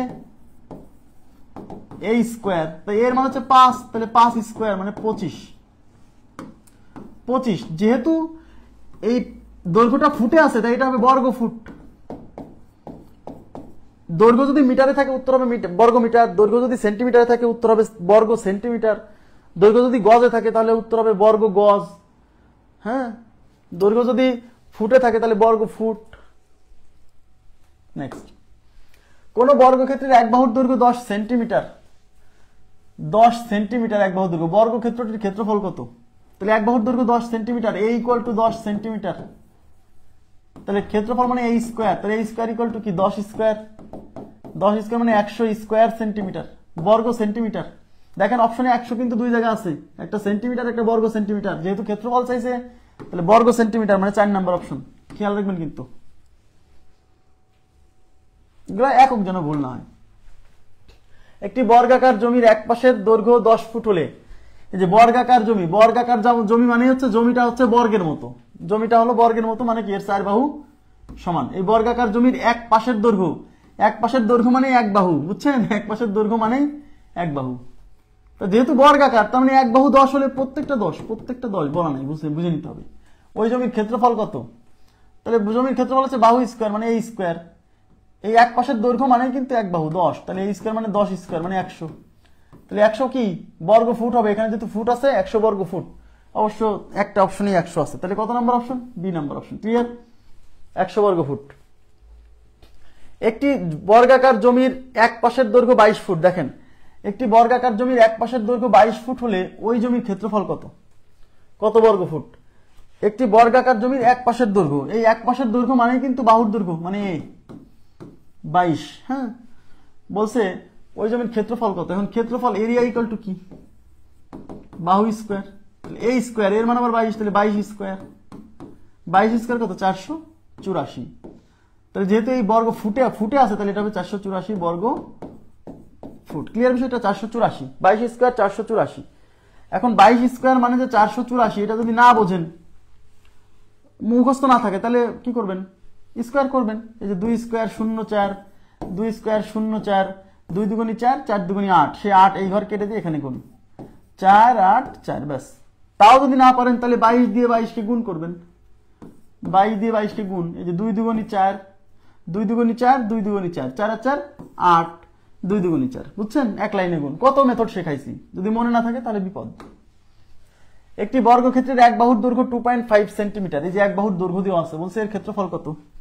তাহলে এক বাহুর দৈর্ঘ্য 2.5 সেন্টিমিটার, ক্ষেত্রফল কত? আচ্ছা, তার মানে বাহুর মান দেওয়া আছে 2.5, ক্ষেত্রফল চাইছে মানে বাহু স্কয়ার a স্কয়ার, হ্যাঁ, তার মানে 2.5 এর স্কয়ার। অনেকে ভয় পায় যে ভাই 2.5 এর স্কয়ার কেমনে করব? আরে ভাই 2.5 না চিন্তা করেন, মনে করেন এটা 25 চিন্তা করেন, 25 চিন্তা করেন, তো 25 এর স্কয়ার 625, তাই না? এখন পয়েন্ট বসাই দিবে এই জায়গা, ব্যাস অঙ্ক শেষ। আরে ভাই এটা যদি 2 হতো 2 এর স্কয়ার হতো 4, এটা যদি 3 হতো 3 এর স্কয়ার হতো 9, তাহলে 2.5 এর স্কয়ার কোনদিন 62.5 হয়। তার মানে বুঝতেই পারছেন এই দশমিকটা এখানে না, দশমিকটা এখানে হবে 6.25। এর পরেও যদি না বোঝেন তাহলে আরো সুন্দরভাবে করে দিই, 2.5 এর স্কয়ার দশমিক তুলে দেন, দশমিক তুললে 25/10, তার উপর স্কয়ার, হ্যাঁ, 25 এর স্কয়ার কত? 625, 10 এর স্কয়ার কত? 100, তো 625 কে 100 দিয়ে ভাগ করবেন, 100 এর শেষে কয়টা শূন্য?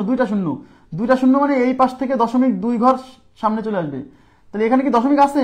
আছে, মনে মনে দশমিক, কোন সংখ্যার লাস্টে দশমিক দিয়ে লাস্টে যতগুলো জিরো দেওয়া যায় ইচ্ছা মতো, তার মানে দশমিক এখানে আছে, বুঝে নিতে হবে। এই দশমিকটা যেহেতু দুইটা শূন্য আছে তাহলে 2 ঘর শিফটে এখানে আসবে, মানে 6.25 হবে, ক্লিয়ার?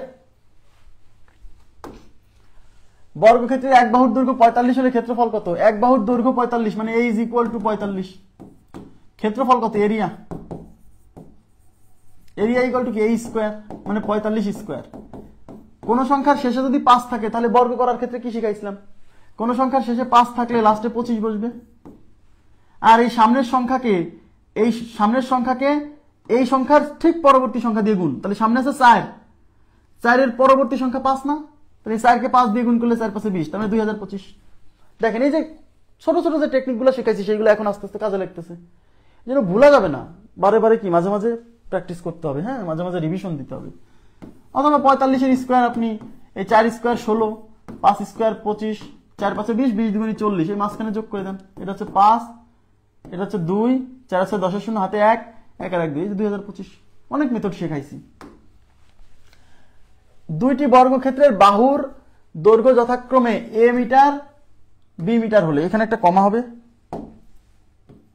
কমা বা ও দিতে হবে, হ্যাঁ, একটি দুইটি বর্গক্ষেত্র, এখানে কিন্তু একটা বর্গক্ষেত্র না, দুইটা বর্গক্ষেত্রের বাহুর দৈর্ঘ্য একটা হলো a মিটার আর একটা হচ্ছে b মিটার হলে তাদের ক্ষেত্রফলের অনুপাত কত? তার মানে আপনার কাছে দুইটা বর্গ আছে, এটা একটা বর্গ, এটা একটা বর্গ, এর বাহুর দৈর্ঘ্য a, এর বাহুর দৈর্ঘ্য b, বলছে এটার ক্ষেত্রফল আর এটার ক্ষেত্রফলের অনুপাত। তাহলে এর বাহুর দৈর্ঘ্য যদি a হয় তাহলে এর ক্ষেত্রফল হবে a স্কয়ার, এর বাহুর দৈর্ঘ্য যদি b হয় তাহলে এর ক্ষেত্রফল হবে b স্কয়ার। তাহলে এর ক্ষেত্রফল আর এর ক্ষেত্রফলের অনুপাত কি? a square divided by b square, অনুপাত মানে তো ভাগ। তাহলে a square divided by b square, এই যে a square divided by b square মানেই তো a square is to b square. Clear? Clear?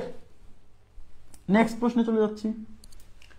একটি সরল রেখার উপর, এটা very very important, very very important, 100% দিয়ে রাখেন, এই প্রশ্ন কোথাও না কোথাও আসবে, কোথাও না কোথাও এই টাইপের কোশ্চেন আসবে। কি বলছে দেখেন, একটি সরল রেখার উপর অঙ্কিত বর্গ ওই সরল রেখার অর্ধেকের উপর অঙ্কিত বর্গের ক্ষেত্রফলের কত গুণ? বর্গের কত গুণ না, এখানে আসলে এরকম আসা উচিত ছিল, একটি সরল রেখার উপর অঙ্কিত বর্গ ওই সরল রেখার অর্ধেকের উপর অঙ্কিত বর্গের কত গুণ। এটা মানে এরকম যে একটি সরল রেখার উপর অঙ্কিত বর্গক্ষেত্রের ক্ষেত্রফল তার অর্ধেকের উপর অঙ্কিত বর্গক্ষেত্রের ক্ষেত্রফলের কত গুণ।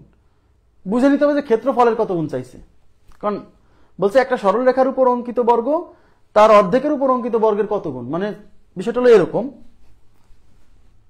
তাকান, একটু তাকান, ধরেন এটা একটা সরল রেখা, এই যে একটি সরল রেখার উপর অঙ্কিত বর্গ, তাহলে এটা যদি একটা সরল রেখা হয় যার দৈর্ঘ্য আমি ধরলাম x, এর উপর অঙ্কিত বর্গ, এর উপর অঙ্কিত বর্গ, এর উপর অঙ্কিত বর্গ মানে কি? একটি সরল রেখার উপর অঙ্কিত বর্গ মানে বোঝেন, একটি সরল রেখার উপর অঙ্কিত বর্গ মানে এর উপর একটা বর্গ আঁকাতে হবে যার প্রত্যেকটা বাহুর দৈর্ঘ্য হবে এই সরল রেখার সমান, কারণ এর উপর যখন বর্গ আঁকাবেন বর্গ মানে তো 4 বাহু সমান, কারণ তখন এই প্রত্যেকটা বাহুর দৈর্ঘ্য কি এই এই এই সরল রেখার সমান হয়ে যাবে না? ইয়েস। বলছে এই এই যে একটি সরল রেখার উপর অঙ্কিত বর্গ মানে এই বর্গের ক্ষেত্রফল এই সরল রেখার অর্ধেকের উপর অঙ্কিত বর্গ। তাহলে এর অর্ধেকের উপর যদি একটা বর্গ আঁকান, আগে বোঝেন, কনসেপ্ট বোঝেন, তারপর আমি তো বুঝাই দিবই, হ্যাঁ শর্টকাট তো আছেই, শর্টকাট আছে, শর্টকাট পরে। এই এর অর্ধেকের উপর যদি বর্গ আঁকান,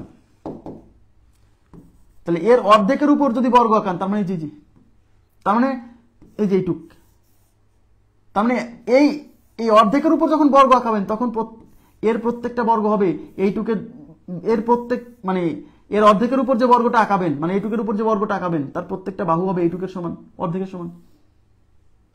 অঙ্কে বলছে যে এই অংশটা এই মানে এই অর্ধেক এইটার ক্ষেত্রফল যতটুকু হবে তার কত গুণ হবে এই পুরোটা। তো এই পুরোটা যখন আঁকাবেন, দেখছেন এটা হলো এই পুরোটার 4 ভাগের 1 ভাগ, এই যে 1 2 3 4, 4 ভাগের 1 ভাগ, তার মানে এটার মান যা হবে এই পুরোটার মান তার 4 গুণ হবে, কারণ এটার ক্ষেত্র এটার মান বের করে থাকে 4 দিয়ে গুণ করলেই তো পুরোটা পাবেন। বুঝছেন কি আমার কথাটা?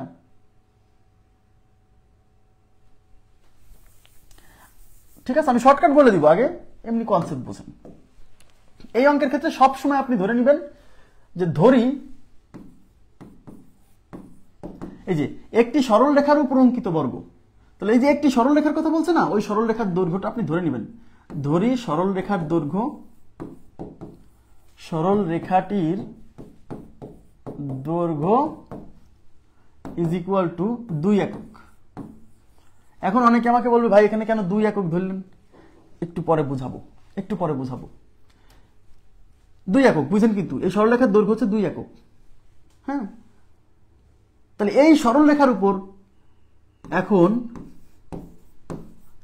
এগুলা কিছুই করা লাগবে না, কিন্তু আমি বুঝাচ্ছি এগুলো কিছুই করা লাগবে না, একদমই সহজ, আমি বুঝাই দিব। এখন এই সরল রেখার উপর অঙ্কিত বর্গের ক্ষেত্রফল কেমন হবে? এই সরলরেখা মানে এই যে 2 একক যে সরলরেখাটা, ক্ষেত্রফল 2 স্কয়ার, এটা যেহেতু 2 একক তাহলে 2 স্কয়ার মানে 4 বর্গ একক। বর্গ একক কেন বলতেছে? যে মিটার হলে বর্গ মিটার, সেন্টিমিটার হলে বর্গ সেন্টিমিটার। এখন এই সরলরেখার অর্ধেকের উপর, এই সরলরেখার অর্ধেকের উপর, সরলরেখার অর্ধেকের উপর, অর্ধেকের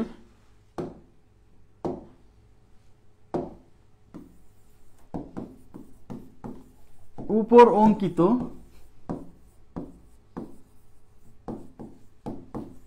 বর্গের ক্ষেত্রফল ইজ ইকুয়াল টু 1 স্কয়ার। কেন 1 স্কয়ার? এই সরলরেখার অর্ধেক কত হবে? এই সরলরেখাটা যদি 2 হয় তাহলে এই সরলরেখার অর্ধেক হবে 1। তাহলে এই সরলরেখার অর্ধেকের উপর মানে এই সরলরেখার অর্ধেক কত হবে? 1 একক না? এই সরলরেখার দৈর্ঘ্য যেহেতু 2, তাহলে এই সরলরেখার অর্ধেক হবে 1 একক। তাহলে সেই এককের উপর অঙ্কিত বর্গের ক্ষেত্রফল হবে 1 স্কয়ার, মানে 1 স্কয়ার মানে তো 1 বর্গ একক। বুঝছেন? এগুলোতে কিছুই লিখবেন না, আমি দেখাই দিব। হ্যাঁ, আগে বোঝেন। তাহলে এখন আপনি কি বলবেন? আপনি বলবেন, এখন দেখেন অঙ্কে কি বলছে, একটি সরল রেখার উপর অঙ্কিত বর্গের ক্ষেত্রফল, মানে মূল যে সরল রেখা সেই সরল রেখার উপর অঙ্কিত বর্গক্ষেত্রের ক্ষেত্রফল ওই সরল রেখার উপর ওই সরল রেখার অর্ধেকের উপর অঙ্কিত বর্গক্ষেত্রের ক্ষেত্রফলের কত। তার মানে এই অর্ধেকের উপর যে বর্গটা আঁকাইছেন সেইটার ক্ষেত্রফলের কত গুণ হবে এই মূল সরল রেখার উপর অঙ্কিত বর্গক্ষেত্র। তাহলে অর্ধেকের উপর অঙ্কিত বর্গের ক্ষেত্রফল হচ্ছে 1, আর মূল সরলরেখার উপর অঙ্কিত বর্গের ক্ষেত্রফল হচ্ছে 4। তাহলে ওই মূল সরলরেখার উপর অঙ্কিত বর্গক্ষেত্রের ক্ষেত্রফল মানে এই অর্ধেকের উপর যে বর্গটা আঁকাইছেন তার ক্ষেত্রফল যে 1 হইছে, এই 1 এর কয় গুণ? এই 4 1 এর কয় গুণ? 4 গুণ না? 4 গুণ। তাহলে উত্তর হচ্ছে 4 গুণ। এই যে আমার কথা কি বুঝছেন? ক্লিয়ার? ক্লিয়ার? এখন চিত্র এঁকে পরীক্ষার হলে এত কিছু লেখার সময় পাবেন না। হ্যাঁ, তাহলে চিত্র এঁকে করতে হবে। কিভাবে? সহজেই, শর্টকাটও আছে। মানে আপনি এই সরল রেখাটা, যে সরল রেখার কথা বলছে, হ্যাঁ, ওই সরল রেখার দৈর্ঘ্যটাকে 2 ধরবেন। কেন 2 ধরবেন আমি একটু পরে বুঝাবো। হ্যাঁ, সবসময় কি 2 ধরবো কিনা? এই যে এটা হলো মূল, তাহলে তার দৈর্ঘ্য ধরলাম 2, প্রত্যেক বাহু 2, তাহলে এর ক্ষেত্রফল কত হবে? 2 স্কয়ার মানে 4। এখন এই সরল রেখার অর্ধেক, তাহলে এর বাহু যদি 1 হয় তাহলে এই শুনেন, একটা সরল রেখা যার দৈর্ঘ্য 2, সেই 2 এর উপর একটা বর্গ আঁকাইছি, তার ক্ষেত্রফল হবে 2 স্কয়ার 4। এখন এই সরল রেখার এই যে সেই সরল রেখা, আমি অন্য দাগ দিয়ে দিচ্ছি, এই সরল রেখার অর্ধেকের উপর আপনি আঁকাবেন বর্গটা। তাহলে এই সরল রেখার দৈর্ঘ্য যদি 2 হয় তাহলে এর অর্ধেক হবে 1। এই 1 এর উপর যে বর্গ আঁকাইছেন সেই বর্গের ক্ষেত্রফল হবে তাহলে 1 স্কয়ার ইজ ইকুয়াল টু 1। তো অঙ্কে বলছে একটি সরল রেখার উপর অঙ্কিত বর্গের ক্ষেত্রফল, মানে এই সরল রেখার উপর অঙ্কিত বর্গের ক্ষেত্রফল মানে 4, এই সরল রেখার অর্ধেক মানে এই সরল রেখার অর্ধেক মানে যে 1 এর উপর অঙ্কিত বর্গক্ষেত্রের ক্ষেত্রফলের কত গুণ। তো 1 এর উপর যে বর্গটা আঁকাইছেন তার ক্ষেত্রফল হচ্ছে 1, আর এই সরল রেখার উপর যে ক্ষেত্রফল আঁকাইছেন তার হচ্ছে 4। তাহলে এই সরল রেখার ক্ষেত্র এই বর্গের ক্ষেত্রফল এই বর্গের ক্ষেত্রফলের কয় গুণ আসলো? এই 4 1 এর কয় গুণ? 1 এর 4 গুণ হচ্ছে 4, তাই উত্তর হচ্ছে 4 গুণ। আমার কথা কি বোঝা গেছে?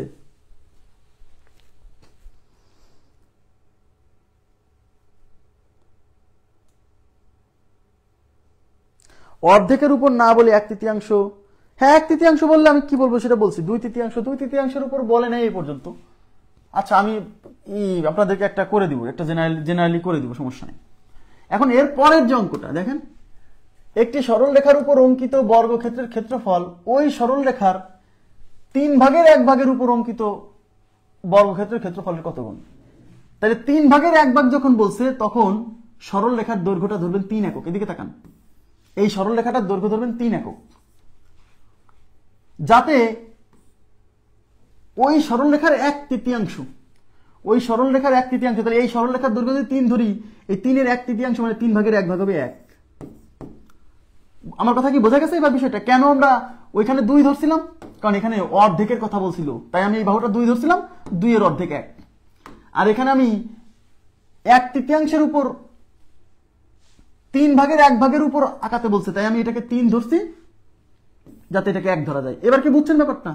যদি বলে কোন একটি সরল রেখার উপর অঙ্কিত বর্গক্ষেত্রের ক্ষেত্রফল ওই সরল রেখার 4/1 উপর অঙ্কিত বর্গক্ষেত্রের ক্ষেত্রফলের কত গুণ, তাহলে কি করবেন? এটার দৈর্ঘ্য তখন ধরবেন 4, তাহলে এটা হবে 1। এবার কি বোঝা গেছে ব্যাপারটা? আমি একটা জেনারেলি করাই দিব, সমস্যা নেই। হ্যাঁ, তাহলে এই 3 যদি এই বাহুর দৈর্ঘ্য হয়, তাহলে এর উপর যখন বর্গক্ষেত্র আঁকাবেন প্রত্যেকটা বাহুর দৈর্ঘ্য 3 হবে, তাহলে এর ক্ষেত্রফল হবে 3 স্কয়ার মানে 9। আর এই সরল রেখার 1/3 তার দৈর্ঘ্য হবে 1, এই 3 এর 1/3 কি 1 না? তাহলে এই 1 এর উপর অঙ্কিত বর্গক্ষেত্রের ক্ষেত্রফল হবে 1 স্কয়ার মানে 1। তাহলে এখন বলেন এই বর্গের ক্ষেত্রফলটা এই বর্গের ক্ষেত্রফলের কত গুণ? এই 1 এর কয় গুণ হচ্ছে? 9 গুণ, তাই উত্তর হচ্ছে 9 গুণ। এবার কি বোঝা গেছে আমার কনসেপ্টটা কি বোঝা গেছে বিষয়টা? আপনারা কি বুঝছেন কেন আমি এটাকে 3 ধরলাম? আমি একটা জেনারেল ফর্মুলা জেনারেলি সলভ করে দিব, সমস্যা নাই।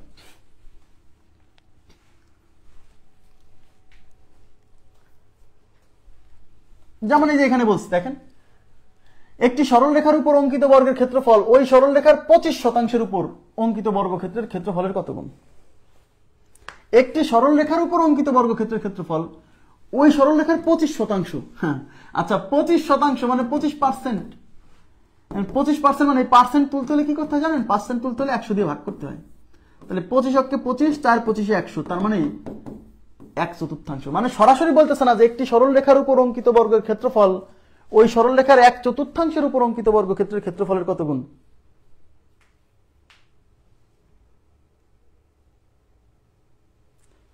বোঝা গেছে?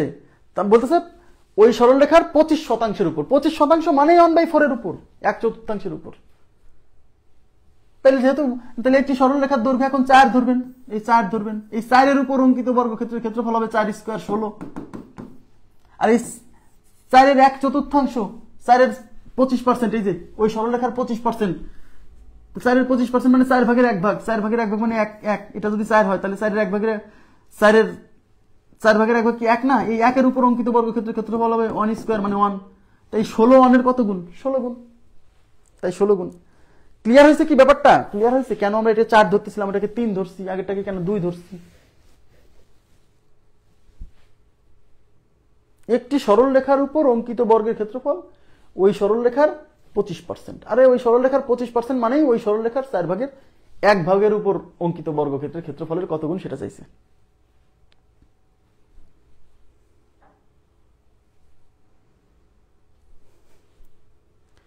হ্যাঁ, এখন যদি প্রশ্নকর্তা যদি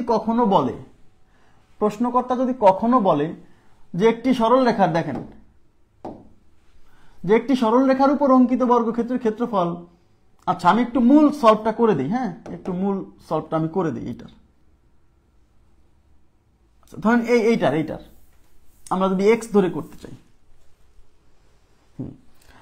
একটি সরলরেখার উপর অঙ্কিত বর্গক্ষেত্রের ক্ষেত্রফল ওই সরলরেখার 3 ভাগের 1 ভাগের উপর অঙ্কিত বর্গক্ষেত্রের ক্ষেত্রফলের কত গুণ? আমরা এটা বের করব।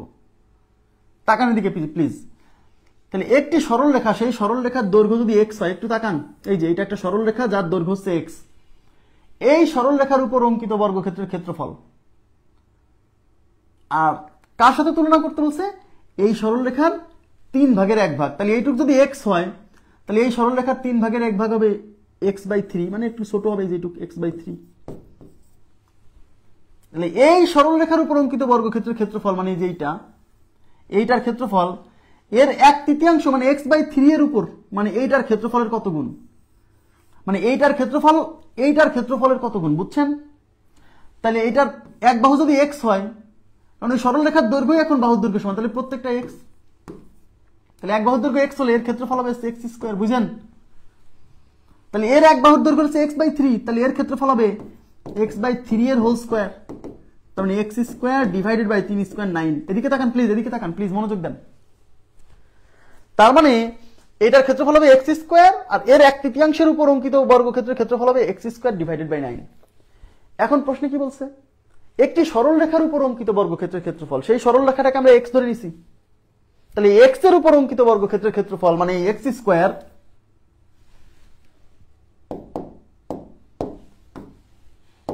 এই x স্কয়ার এর 1/3 উপর অঙ্কিত বর্গক্ষেত্রের ক্ষেত্রফল মানে এই বর্গক্ষেত্রের ক্ষেত্রফল মানে x স্কয়ার বাই 9 এর কত গুণ?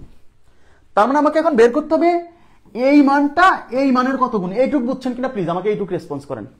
অঙ্কে বলছে যে একটি সরলরেখার উপর অঙ্কিত বর্গক্ষেত্রের ক্ষেত্রফল মানে এই যে যাকে x ধরছি এর উপর অঙ্কিত বর্গক্ষেত্রের ক্ষেত্রফল মানে x স্কয়ার, এর 1/3 উপর অঙ্কিত বর্গক্ষেত্রের ক্ষেত্রফল এর কত গুণ? মানে এই এর 1/3 উপর অঙ্কিত বর্গক্ষেত্রের ক্ষেত্রফল তো x স্কয়ার বাই 9। তার মানে এই ক্ষেত্রফলটা এই ক্ষেত্রফলের কত গুণ, এটা বুঝছেন? তার মানে এই ক্ষেত্রফলটা এই ক্ষেত্রফলের কত গুণ, মানে x স্কয়ারটা x স্কয়ার বাই 9 এর কত গুণ। তাহলে একটা রাশি আর একটা রাশির কত গুণ এটা বের করতে গেলে কি করতে হয়? অনুপাত করতে হয়। একটা রাশি আর একটা রাশির কত গুণ এটা বের করতে গেলে অনুপাত করতে হয়। তাহলে এখানে বের করতে হবে কি? x স্কয়ার বাই 9 এর কত গুণ। তার মানে এইটার কত গুণ। তাহলে যার সাথে এর থাকে তাকে নিচে রাখতে হয়, তাহলে অনুপাত করতে হবে, অর্থাৎ এই রাশিটা এই রাশির কত গুণ, তাহলে একটা রাশি আর একটা রাশির কত গুণ এটা বের করতে গেলে অনুপাত করতে হয়, অর্থাৎ ওই দুইটা রাশির অনুপাত করতে হয়। তাহলে এই রাশিটা এই রাশির কত গুণ, মানে এই রাশির সাথে এই রাশির অনুপাত করতে হবে। তার মানে x square divided by x square by 9, তাহলে এক্স স্কোয়ার ইন্টু 9 যাবে উপরে, নিচে এক্স স্কোয়ার কাটা, তার মানে 9 গুণ। বুঝছেন? এই হলো মূল কনসেপ্ট, মূল সলভ।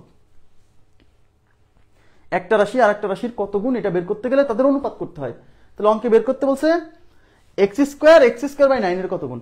এখন যদি পরীক্ষক প্রশ্ন করে, দেখেন পরীক্ষক যদি প্রশ্ন করে যে একটি সরল রেখার, আচ্ছা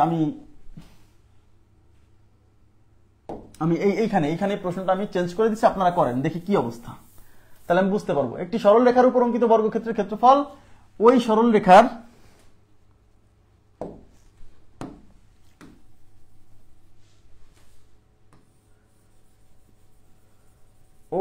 রেখার এমন প্রশ্ন আসেনি কখনো, আবার বলতেছি, ওই সরল রেখার 2/3 উপর, দেখি কে পারে,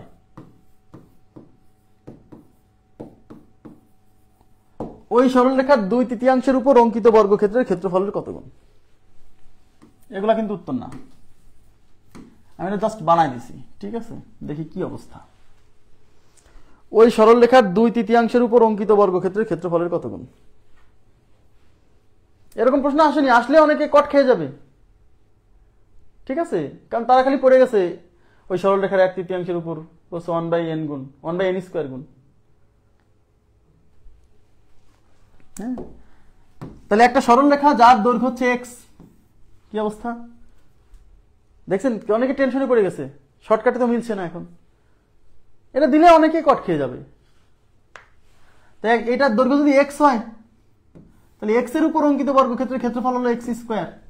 এখন এর 2/3 মানে এই সরলরেখার দৈর্ঘ্য যদি এক্স হয়, তাহলে এক্স এর 2/3 মানে 2x/3।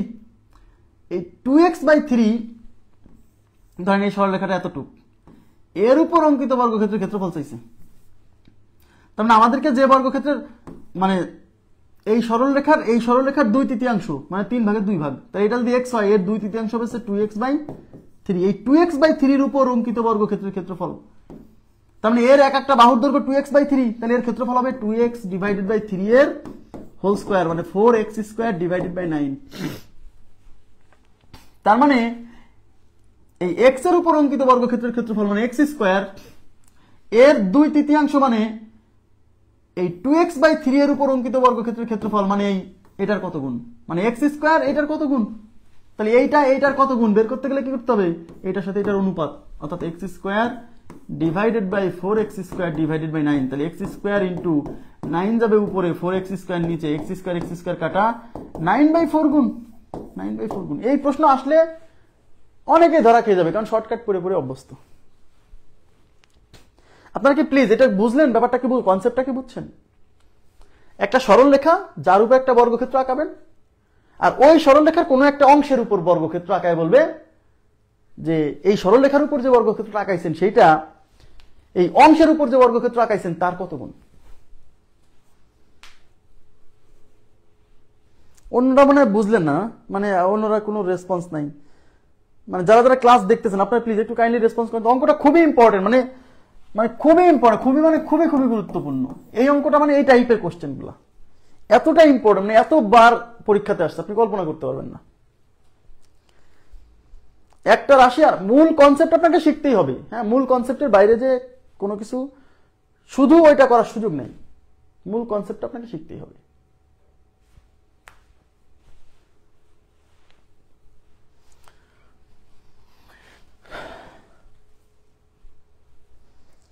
আচ্ছা, বুঝতে পারছেন, থ্যাংক ইউ। না বুঝলে, কেউ যদি না বুঝে থাকেন তাহলে থাকলেও বলেন যে ভাই এখানে বুঝি নাই, তাহলে আমি আরেকবার ট্রাই করি।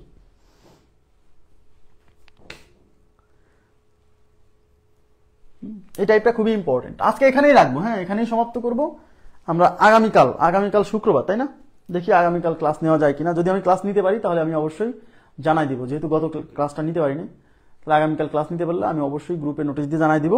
ক্লাস হওয়ার সম্ভাবনা অনেক বেশি হতে পারে। হ্যাঁ, তো আজকের মতো এই পর্যন্তই রাখবো। আগামীকাল বর্গক্ষেত্র শেষ করব এবং আয়তক্ষেত্রের থিওরি দেখাবো এবং আয়তক্ষেত্র রিলেটেড কিছু অঙ্ক সলভ করে দিব। তো ঠিক আছে, ভালো থাকবেন সবাই, আল্লাহ হাফেজ, শুভরাত্রি।